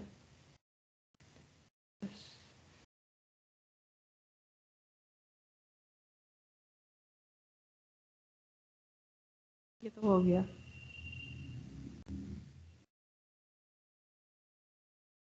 ये भी हो गया था अनिल कंपनी वाइज, ये लास्ट क्लास में ही हो गया था।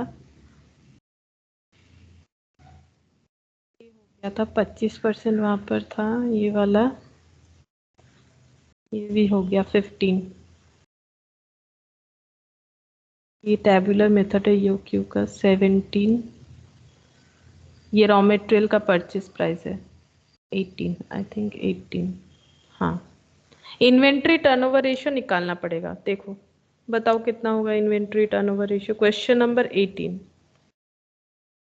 From the following data, for the year ended 31st of December 2016, calculate the inventory turnover ratio of the two items and put forward your comment on them.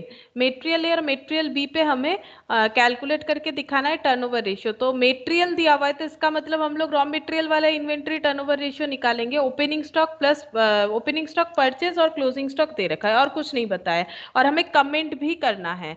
ठीक है, तो comment मतलब कौन सा मटेरियल हमारा फास्ट मूविंग है, कौन सा स्लो मूविंग है, यही पूछ रहा है। इलस्ट्रेशन 18। तो material turnover ratio, material turnover ratio, हम लोग मटेरियल टर्नओवर रेशियो भी बोल सकते हैं या फिर इन्वेंट्री टर्नओवर रेशियो भी बोल सकते हैं। Material inventory turnover ratio, component ए और सॉरी मटेरियल ए और मटेरियल बी। अच्छा, तो फॉर्मूला क्या हो जाएगा, raw material consumed divided by average stock. तो रॉ मटेरियल कंज्यूम्ड कैसे निकालेंगे, opening plus purchase minus closing. तो पहला वाला रॉ मटेरियल कंज्यूम्ड कितना हो जाएगा, यहीं पर लिख देते हैं, 10,000 प्लस 52,000 माइनस 6,000, ये हो गया रॉ मटेरियल कंज्यूम्ड। और डिवाइडेड बाय एवरेज स्टॉक मतलब opening plus closing divided by 2, मतलब 10,000 प्लस 6,000 डिवाइडेड बाय 2।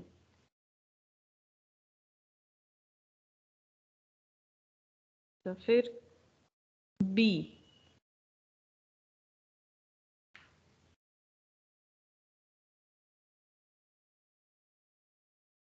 9,000 11,000 9,000 11,000, ये हो गया ओपनिंग और closing divided by 2। 9,000 plus minus of 11,000 27।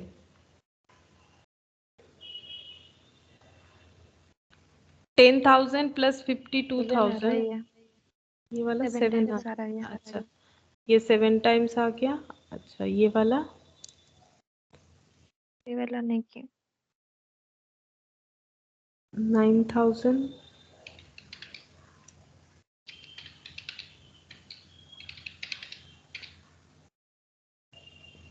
Point में क्यों 9,000 प्लस 27,000 माइनस 11,000। अच्छा, 25,000 डिवाइडेड बाय 10,000। हाँ, 2.5 टाइम्स आ रहा है। पहले मेरा ये ऊपर ही पूरा पॉइंट में आ गया था, गलती था शायद। 2.5 टाइम्स। अच्छा, अब हमें जो है इन दोनों मटेरियल पे कमेंट करना है कि कौन सा किस नेचर का है, ठीक है, कमेंट ऑन देम। तो अगर रॉ मटेरियल ए जो है उसका टर्नओवर 7 बार होता है, रॉ मटेरियल बी जो है उसका टर्नओवर 2.5 टाइम्स होता है, तो इससे हम लोग क्या बोल सकते हैं? पहला तो ये बोलेंगे कि रॉ मटेरियल ए का यूज ज्यादा है, तभी तो ये एक साल में 7 बार इसका टर्नओवर हो रहा है, जबकि इसमें सिर्फ 2.5 बार 2.5 टाइम्स से टर्नओवर हो रहा है। तो मटेरियल ए जो है वो फास्ट मूविंग है, मटेरियल बी जो है वो स्लो मूविंग है, ठीक है। तो हम लोग ये लिख सकते हैं, material turnover ratio indicates the efficiency। Actually ये एफिशिएंसी भी बताता है मैनेजमेंट का कि वो किस तरह से कौन से मटेरियल को यूज कर पा रहे हैं। तो the efficiency of the management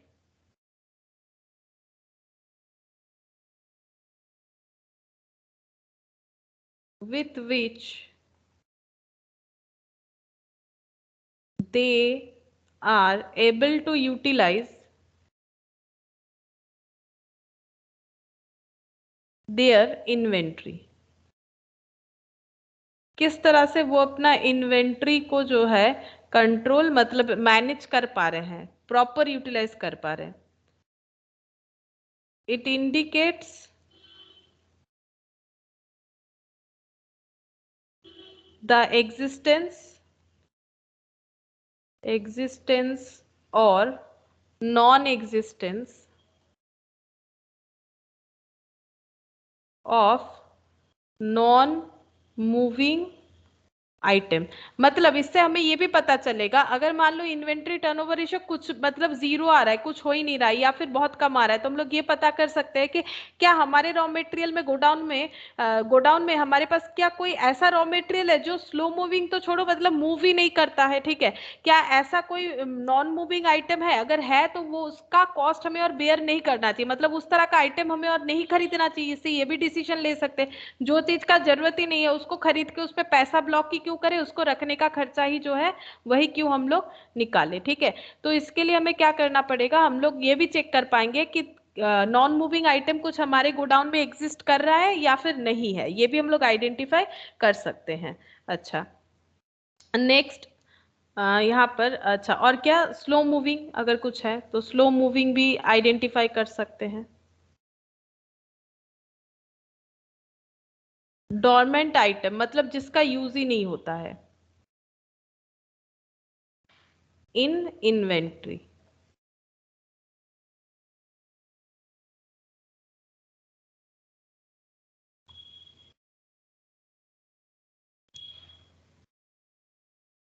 if the ratio is high, ratio जितना ज्यादा होगा उतना अच्छा। क्यों? ये देखो ये ज्यादा है तो इससे पता चल रहा है बार बार टर्नओवर होता है, ये कम है मतलब इसका यूज कम है। If ratio is high the efficiency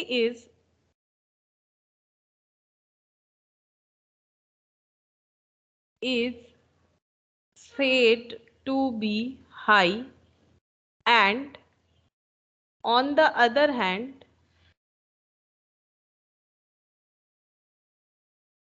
if ratio is low the efficiency is low।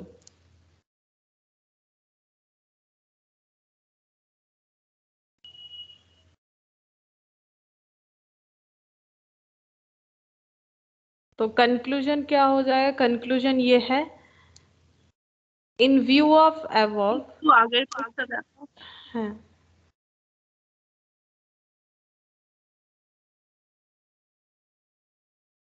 ঠিক আছে।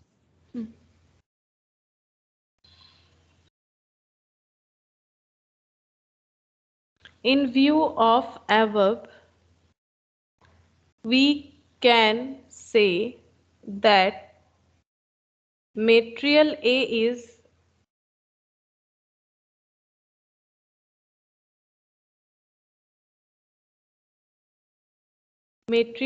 is fast moving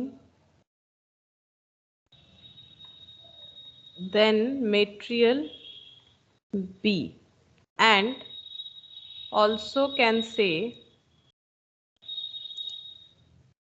material A used better than material B.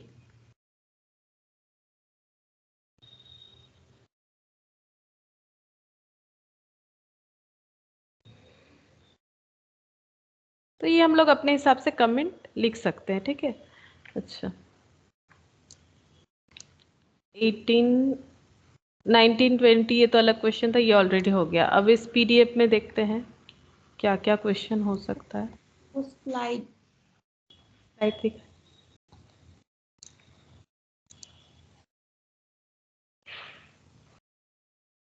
हो गया। अच्छा ये वाला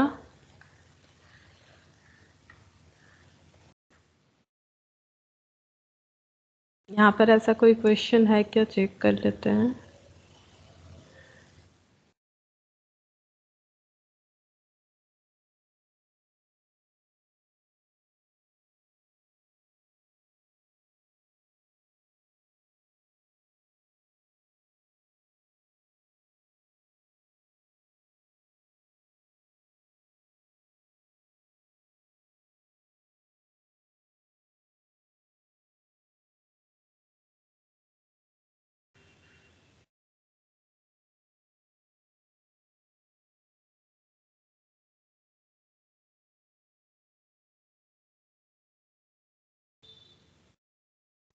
क्वेश्चन नंबर 11, क्वेश्चन नंबर 11 ऐसा दिया हुआ है। अच्छा देखो 11 का क्या होगा। The following are available in respect of material X for the year ended 31 March 2021। Opening stock दिया हुआ है देखो 90,000, परचेज दे रखा है 2,70,000, closing stock 1,10,000। Calculate inventory turnover ratio and the number of days for which the average inventory is held, यानी inventory holding period, ठीक है। तो देखो सेम ही होगा ये वाला भी, बस यहाँ पर और एक क्वेश्चन एक्स्ट्रा पूछा है। Illustration 11, inventory turnover ratio equal to inventory turnover ratio equal to, यहाँ पर देख लेते हैं फॉर्मूला क्या होगा, क्योंकि रॉ मटेरियल ही बता रहा है, वैसे कुछ बोला नहीं है। रॉ, हाँ बोला है मटेरियल एक्स, तो फिर रॉ मटेरियल कंज्यूम्ड,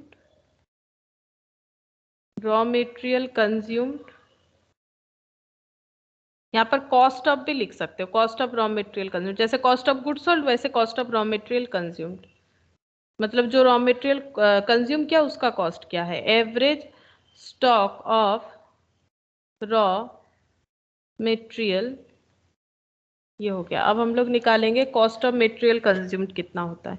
यहाँ पर कैलकुलेट कर लेते हैं। Cost of raw material consumed, opening stock plus purchase minus closing stock. Opening stock 90,000 plus purchase 2,70,000 minus closing 1,10,000, तो 90,000 प्लस 1,10,000 2,00,000 50,000 और 50,000। अच्छा 2,50,000, 2,50,000 डिवाइडेड बाय एवरेज स्टॉक। अच्छा यहाँ निकाल लेते हैं average stock, opening plus closing divided by 2, तो ओपनिंग 90,000 क्लोजिंग 1,10,000 डिवाइडेड बाय 2, 1,00,000 हो जाएगा, 1,00,000, तो 2.5 टाइम्स। और इन्वेंट्री होल्डिंग पीरियड यही पूछा है, देखो यहाँ पर बोल रहा है कि average the number of days for which the average inventory held, number of days for which the average inventory held is 365 divided by 2.5 inventory turnover ratio।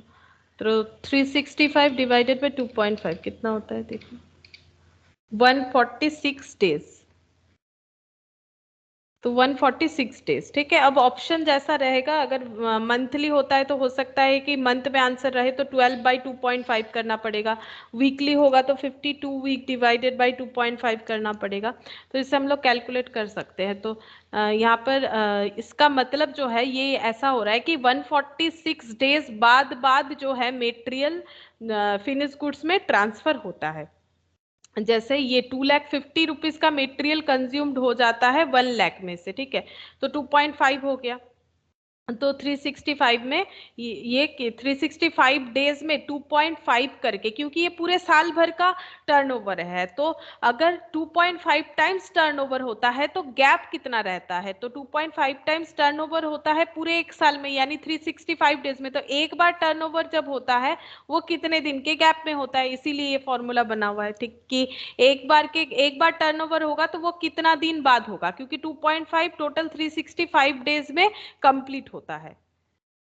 तो उस हिसाब से 146 डेज आंसर आ रहा है कि इन्वेंट्री, इसी को इन्वेंट्री होल्डिंग पीरियड भी बोला जाता है, कि कितने दिन इन्वेंट्री होल्ड हो रहा है। तो 146 डेज बाद रिलीज हो रहा है गोडाउन से, यानी 146 डेज गोडाउन में ही था, हम लोग इस तरह से बोल सकते हैं। अच्छा, इलास्ट्रेशन 12 भी दे रखा है, देखो यहाँ पर, ये यहाँ पर ही करके दिखा देते हैं। ये देखो, ओपनिंग स्टॉक, परचेज, और ये बोल रहा है कि कैलकुलेट इन्वेंट्री टर्नओवर रेशियो। तो inventory turnover ratio raw material consume divided by average inventory. तो मटेरियल ए का क्या हो जाएगा, raw material consume opening stock plus purchase minus closing stock, मतलब 10,000 प्लस 52,000 माइनस 6,000, तो ये हो गया 56,000, ठीक है। 56,000 divided by opening plus closing, मतलब 16/2 यानी 8,000 डिवाइडेड बाय 8,000, तो 7 टाइम्स हो जाएगा। और यहाँ पर 9,000 प्लस 11, ये कितना, 9,000 प्लस 27, तो 9 प्लस 27 माइनस 11, तो ये हो गया 25,000 डिवाइडेड बाय ये 5,000 हो जा रहा है, तो ये 5 टाइम्स हो गया, ठीक है। और कमेंट करने बोला है, तो फिर हम लोग वही कमेंट कर सकते हैं कि जो मेटेरियल ए है वो है फास्ट मूविंग, मेटेरियल बी जो है वो स्लो मूविंग है, यानी मैनेजमेंट एफिशिएंटली मेटेरियल ए को तो मैनेज कर पा रहा है, बट मेटेरियल बी को उतना एफिशिएंटली मैनेज नहीं कर पा रहा है, ठीक है। और इसके साथ हम लोग चाहे तो ये भी कैलकुलेट कर सकते हैं, इन्वेंट्री टर्नओवर बोला है, अगर इसका भी हम लोग कैलकुलेट करना चाहे इन्वेंट्री होल्डिंग पीरियड तो भी कर सकते हैं। होल्डिंग पीरियड कितना हो जाएगा, 365 डिवाइडेड बाई 7, अगर चाहे तो हम लोग ये भी किया था ना मैम हमने, ये किया था ना, सेम ही लग रहा है मुझे क्वेश्चन, हाँ हाँ सेम सेम है। सेम है। हाँ ठीक है, बस यही ऐसा ही होता है क्वेश्चन, ठीक है, ऐसा ही आएगा, हम लोग को समझ के बस अपना कैलकुलेशन कर लेना है। तो इस पे भी हमें कमेंट करना बोले तो हम लोग कर सकते हैं। तो इलास्ट्रेशन 12 भी सेम है शायद पहले वाले क्वेश्चन के साथ जो हम लोगों ने एकदम स्टार्टिंग में किया था। तो ये आंसर तो ऑलरेडी हम लोगों ने कर लिया है। ये स्टोर्स लेजर है और कुछ है यहाँ पर, फोलिपो।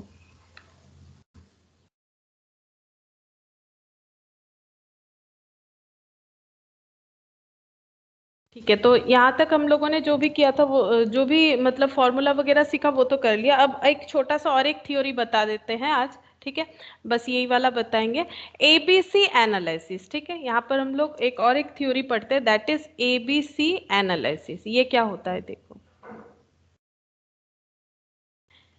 एबीसी एनालिसिस का मतलब है कि अगर हम लोग स्टोर में अपना रॉ मटेरियल रख रहे हैं, ठीक है, तो उसका एक पैटर्न जो है वो हमें फॉलो करना चाहिए, ठीक है। एबीसी एनालिसिस बोलते हैं जिस पैटर्न को फॉलो करके हम लोग अपना रॉ मटेरियल को रख सकते हैं। तो देखो इसका मतलब क्या होता है, सपोज ये हमारा स्टोर है, यानी गोडाउन है, ठीक है, ये हमारा स्टोर है जहां पर रॉ मटेरियल रह रहा है, ठीक है।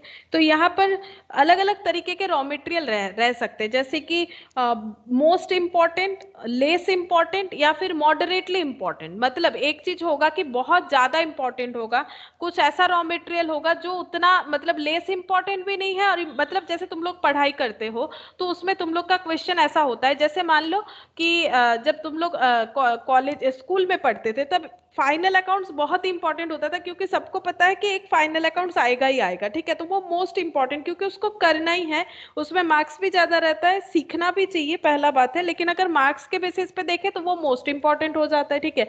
तो इस तरह से हमें देखना पड़ता है। फिर कुछ क्वेश्चन ऐसा होता है जिसको हम लोग अवॉइड करके चल सकते हैं, दैट इज लेस इंपॉर्टेंट, और कुछ होता है मॉडरेटली इंपॉर्टेंट, मतलब हम लोग ये नहीं बोल सकते कि बिल्कुल इंपॉर्टेंट नहीं है और ये भी नहीं बोल सकते कि बहुत इंपॉर्टेंट है, लेकिन मतलब आ सकता है, आ जाता है। तो उसी तरह से स्टोर में भी जब रॉ मटेरियल को रखा जाता है तो ये 3 पैटर्न को ध्यान में रखते हुए रखा जाता है ताकि हमारा जो कंट्रोल रहे वो अपने मटेरियल पे बहुत अच्छे तरीके से रहे, ठीक है। इन्वेंट्री कंट्रोल को, इन्वेंट्री का कंट्रोल करने के लिए जैसे हम लोग अपना जो आउटकम होगा जब एग्जाम देंगे उस पर हमारा एक कंट्रोल बना हुआ रहे, अगर हम लोग सारा ही मतलब लेस इंपॉर्टेंट चीज पढ़ के चले जाते हैं तो उसमें भी हमारा लॉस है, और सब मॉडरेट इंपॉर्टेंट पढ़ के जाते हैं तो फिर एकदम मोस्ट इंपॉर्टेंट वाला छोड़ के नहीं जा सकते ना, तो एक कंट्रोल बना हुआ होना चाहिए कि कौन सा किसके बाद कैसे प्रिपेयर होना चाहिए। सेम चीज मटेरियल के केस में भी जो है एप्लीकेबल होता है, ठीक है।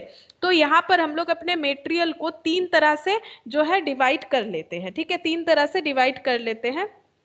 ये जो एबीसी पैटर्न है तो एक ए कैटेगरी का मटेरियल होता है, एक बी और एक होता है सी। यहाँ पर जब हम लोग मटेरियल का एनालिसिस करते हैं तो उसको हम लोग बोलते हैं on the basis of value and frequency of inventory and frequency of inventory। Value यानी कितना महंगा है हमारा स्टॉक उसके ऊपर, और कितना है हमारे पास मतलब क्वांटिटी, उसके ऊपर डिपेंड करके हम लोग डिवाइड करते हैं। तो हमारे स्टोर का जो रॉ मटेरियल है उसे हम लोग 3 पार्ट में डिवाइड कर लेंगे, ठीक है, ए बी सी, ठीक है, ए टाइप, बी टाइप और सी टाइप। तो ए टाइप में जो मटेरियल होता है वो होता है मोस्ट इंपॉर्टेंट, और जो सी में होता है ये होता है लेस इंपॉर्टेंट, और ये होता है moderate important, moderately important.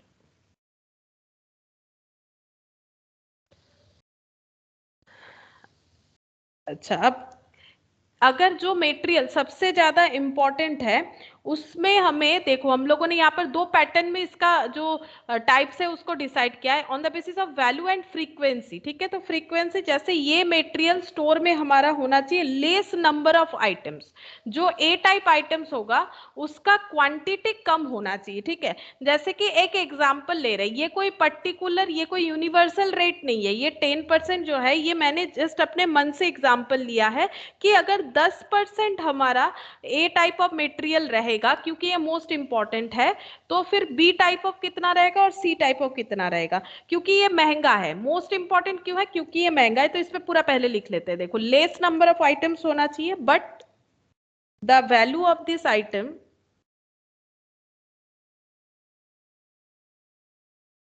Is very high से 70%। मतलब अगर पैसे से हम लोग देखें तो इसका वैल्यूएशन बहुत ज्यादा होता है, मतलब महंगा चीज होता है, तो ऑब्वियस सा बात है महंगा चीज हमारे पास कम ही रहता है ना।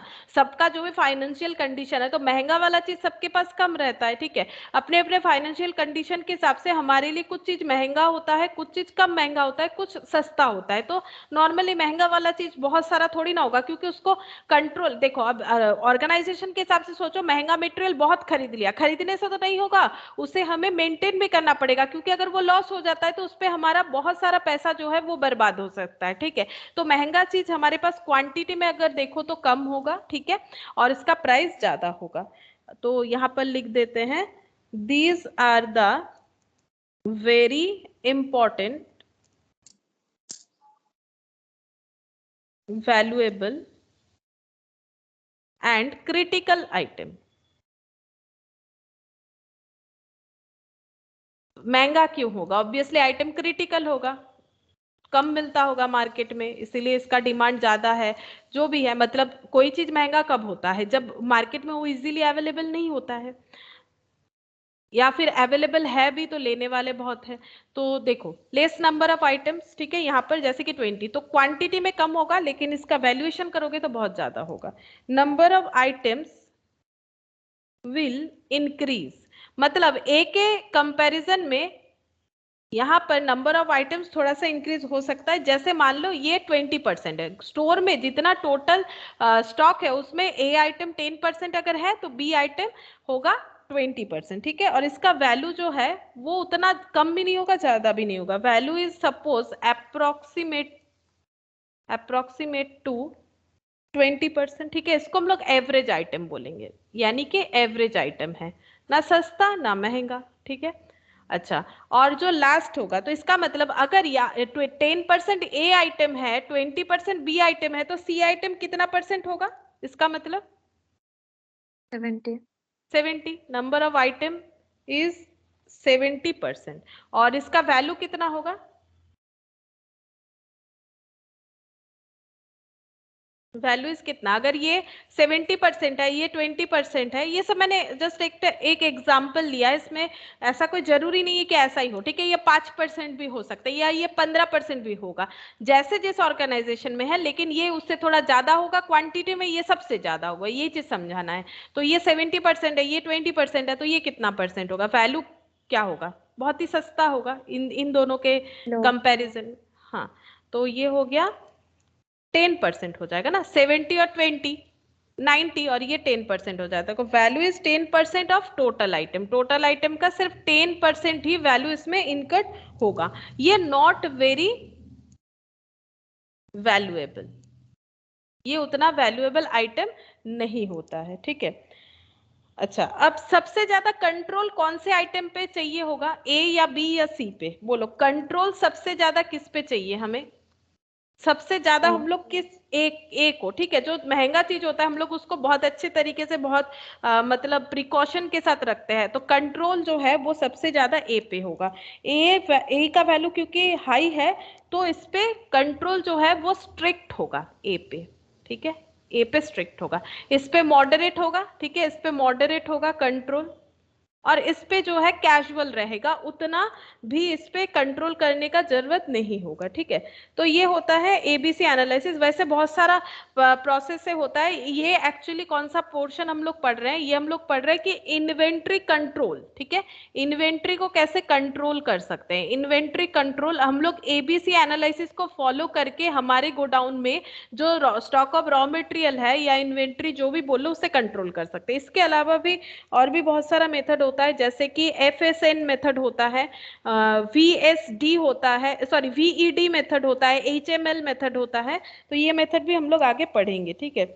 तो ये हो गया हमारा ABC मेथड। हम एक काम करते हैं, मेथड्स का नाम लिखवा देते हैं, नेक्स्ट दिन हम लोग यही वाला डिस्कस करेंगे। एक होता है, इसका बेसिस भी लिखवा देते हैं, ऐसे हम टी शेप में लिखवा देते हैं। देखो, टी शेप नहीं, एक स्ट्रक्चर ही बनवा देते हैं ऐसे, ताकि तुम लोग को याद रह जाए। Inventory control on the basis of relative classification। ये थियोरेटिकली मेन इंपॉर्टेंट है, यहाँ से वैसे मैथमेटिकल क्वेश्चन कुछ नहीं आता है, लेकिन एक तरह से क्वेश्चन है जिससे एबीसी एनालिसिस हम लोग समझ सकते हैं, तो वो हम लोग करेंगे बाद में। ये देखो, एक होता है एबीसी एनालिसिस, दूसरा होता है fast, slow and non moving, इसको शॉर्टकट में बोलते हैं FSN। थर्ड होता है वाइटल, एसेंशियल एंड डिजायरेबल, यानी वेद। और फोर्थ हो गया high, medium and low, HML। अब कौन बेसिस पे? जैसे आज हम लोगों ने ABC पढ़ा, इसका जो बेसिस है on the basis of value, मतलब कितना महंगा है, एंड फ्रीक्वेंसी, कितने सारे हैं, ये हो जाएगा on the basis of inventory turnover जो पढ़ा आज हम लोगों ने, इन्वेंट्री टर्नओवर किसे बोलते हैं, क्योंकि फास्ट स्लो नॉन मूविंग मतलब मेरा आइटम कैसा है, फास्ट मूविंग है तो इन्वेंट्री टर्नओवर रेशियो से पता करेंगे, स्लो मूविंग पता करना है इन्वेंट्री टर्नओवर रेशियो यूज करो, नॉन मूविंग है कि नहीं पता करना है इन्वेंट्री टर्नओवर रेशियो यूज करो। ये भी आज हम लोगों ने लगभग इसका कंसेप्ट कर ही लिया, ठीक है। बस अब इसको थोड़ा सा पढ़ लेंगे कि किस तरह से इसे मतलब थोड़ा सा इसका और भी डिटेल्स हम लोग देख सकते हैं। अच्छा, on the basis of vital, essential, desirable, on the basis of importance, इसका मतलब इंपॉर्टेंस क्या है, इंपॉर्टेंस ऑफ इन्वेंट्री कितना वाइटल है, कितना एसेंशियल है और कितना डिजायरेबल है। नेक्स्ट है on the basis of price of item, price of an item of inventory, high medium low, ठीक है। हाई मीडियम लो यानी प्राइस के ऊपर डिपेंड करके हाई मीडियम लो का कैटेगरी जो है वो डिफाइन किया जाएगा।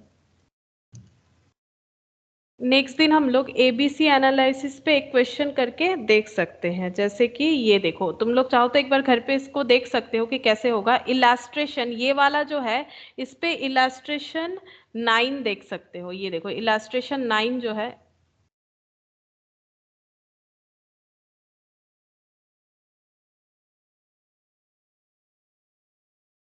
ये देखो इलास्ट्रेशन 9 हम बता देते हैं कैसे करना पड़ेगा, तुम लोग करके देख सकते हो, ठीक है।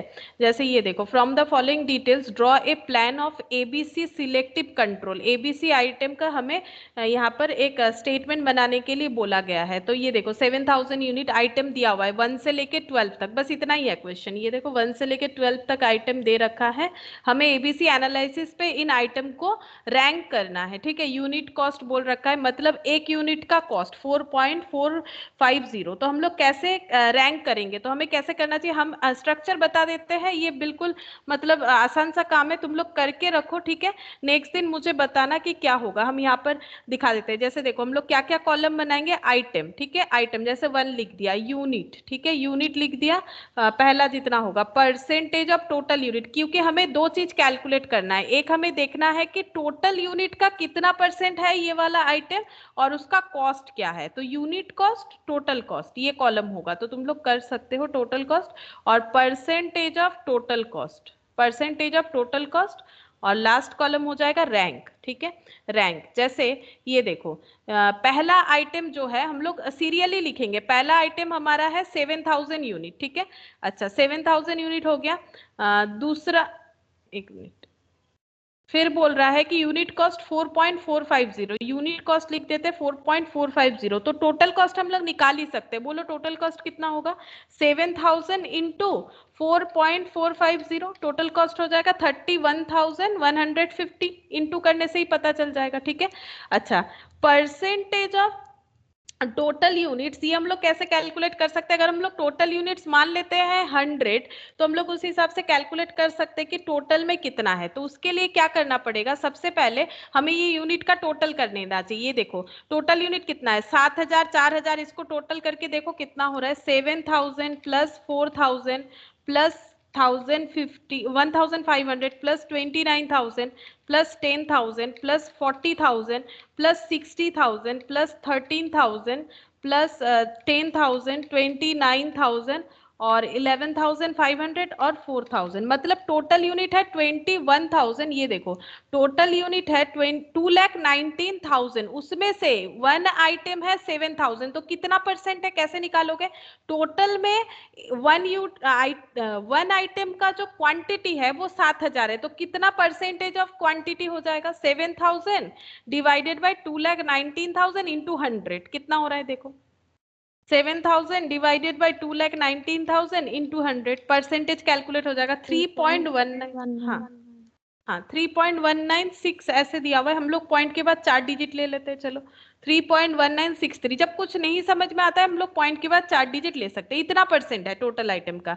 अच्छा, परसेंटेज ऑफ टोटल कॉस्ट, तो उसके लिए भी तुम लोग को क्या करना पड़ेगा, ये सारा कॉस्ट टोटल करना पड़ेगा। ये सारा कॉस्ट टोटल करने पे मेरे पास आंसर है, तो हम बताते हैं ये सारा कॉस्ट, अच्छा ऐसे तो होगा नहीं, हालांकि ये तो यूनिट कॉस्ट है, हमें सारा कॉस्ट पहले कैलकुलेट करना पड़ेगा, फिर ही हम लोग परसेंटेज ऑफ टोटल कॉस्ट निकाल सकते हैं। वैसे यूनिट यूनिट बेसिस पे भी निकाल सकते हैं। यूनिट कॉस्ट टोटल कितना होगा, unit cost I think total हो रहा है, नहीं टोटल कॉस्ट बेसिस पे ही तो निकालना पड़ेगा ना, टोटल कॉस्ट पे कितना होगा। तो ये तब तक नहीं कर पाएंगे जब तक टोटल कॉस्ट पूरा नहीं कर लेते। टोटल कॉस्ट का कॉलम पूरा हो जाएगा, पूरा होने पे टोटल करके देख सकते हो कितना हो रहा है, फिर वो टोटल कॉस्ट का कॉलम का total 31,150 divided by total cost, हर एक यूनिट का इनटू 100 करने से परसेंटेज ऑफ टोटल कॉस्ट भी आ जाएगा। ऐसा करके पहले तुम लोग को सारा कॉलम जो है वो बना लेना पड़ेगा, ठीक है। मतलब यूनिट 1 से लेके यूनिट 12 तक ये पूरा जो कॉलम है इसे फुलफिल कर लेना पड़ेगा, यानी ये सारा चीजों को, ठीक है। ये अब उसके बाद तुम लोग को देखना पड़ेगा कि कौन सा आइटम सबसे ज्यादा महंगा है, ठीक है, और कौन सा आइटम सबसे कम क्वांटिटी में है, उसका रैंक 1 दे दोगे, उसके बाद रैंक 2 दे दोगे, इस तरह से कैलकुलेशन होगा, ठीक है। तो पहले इस कॉलम को पूरा कर लो, हम इतना सा काम दे रहे कि तुम लोग कॉलम को पूरा कर लो, तो नेक्स्ट दिन जब हम पूछेंगे तुम लोग मुझे बता देना, तुम लोग अपने हिसाब से कैलकुलेट करके रखना। हम यहाँ पर तुम लोग से पूछ के आंसर जो है वो लिख लेंगे, उसके बाद हम बताएंगे इसको कैसे सॉल्व करना पड़ेगा, ठीक है। तो सॉल्विंग का हम रिस्पॉन्सिबिलिटी नहीं दे रहे, हम सिर्फ इतना बोल रहे हैं कि तुम लोग इस कॉलम को फुलफिल कर लेना, जो भी बनेगा कॉलम, ठीक है। रैंक कैसे देना है वो हम बता देंगे, पहले पूरा कॉलम को फुलफिल करो, यही जस्ट होमवर्क दे रहे हैं और कुछ नहीं दे रहे। बाकी तो मैंने करवा दिया, जो भी हम लोगों ने अभी तक फॉर्मूला सीखा है उसका रिलेटेड सारा चीज ही मैंने करवा दिया है, ठीक है। फिर आज हम लोग यहाँ तक ही करते हैं। मैम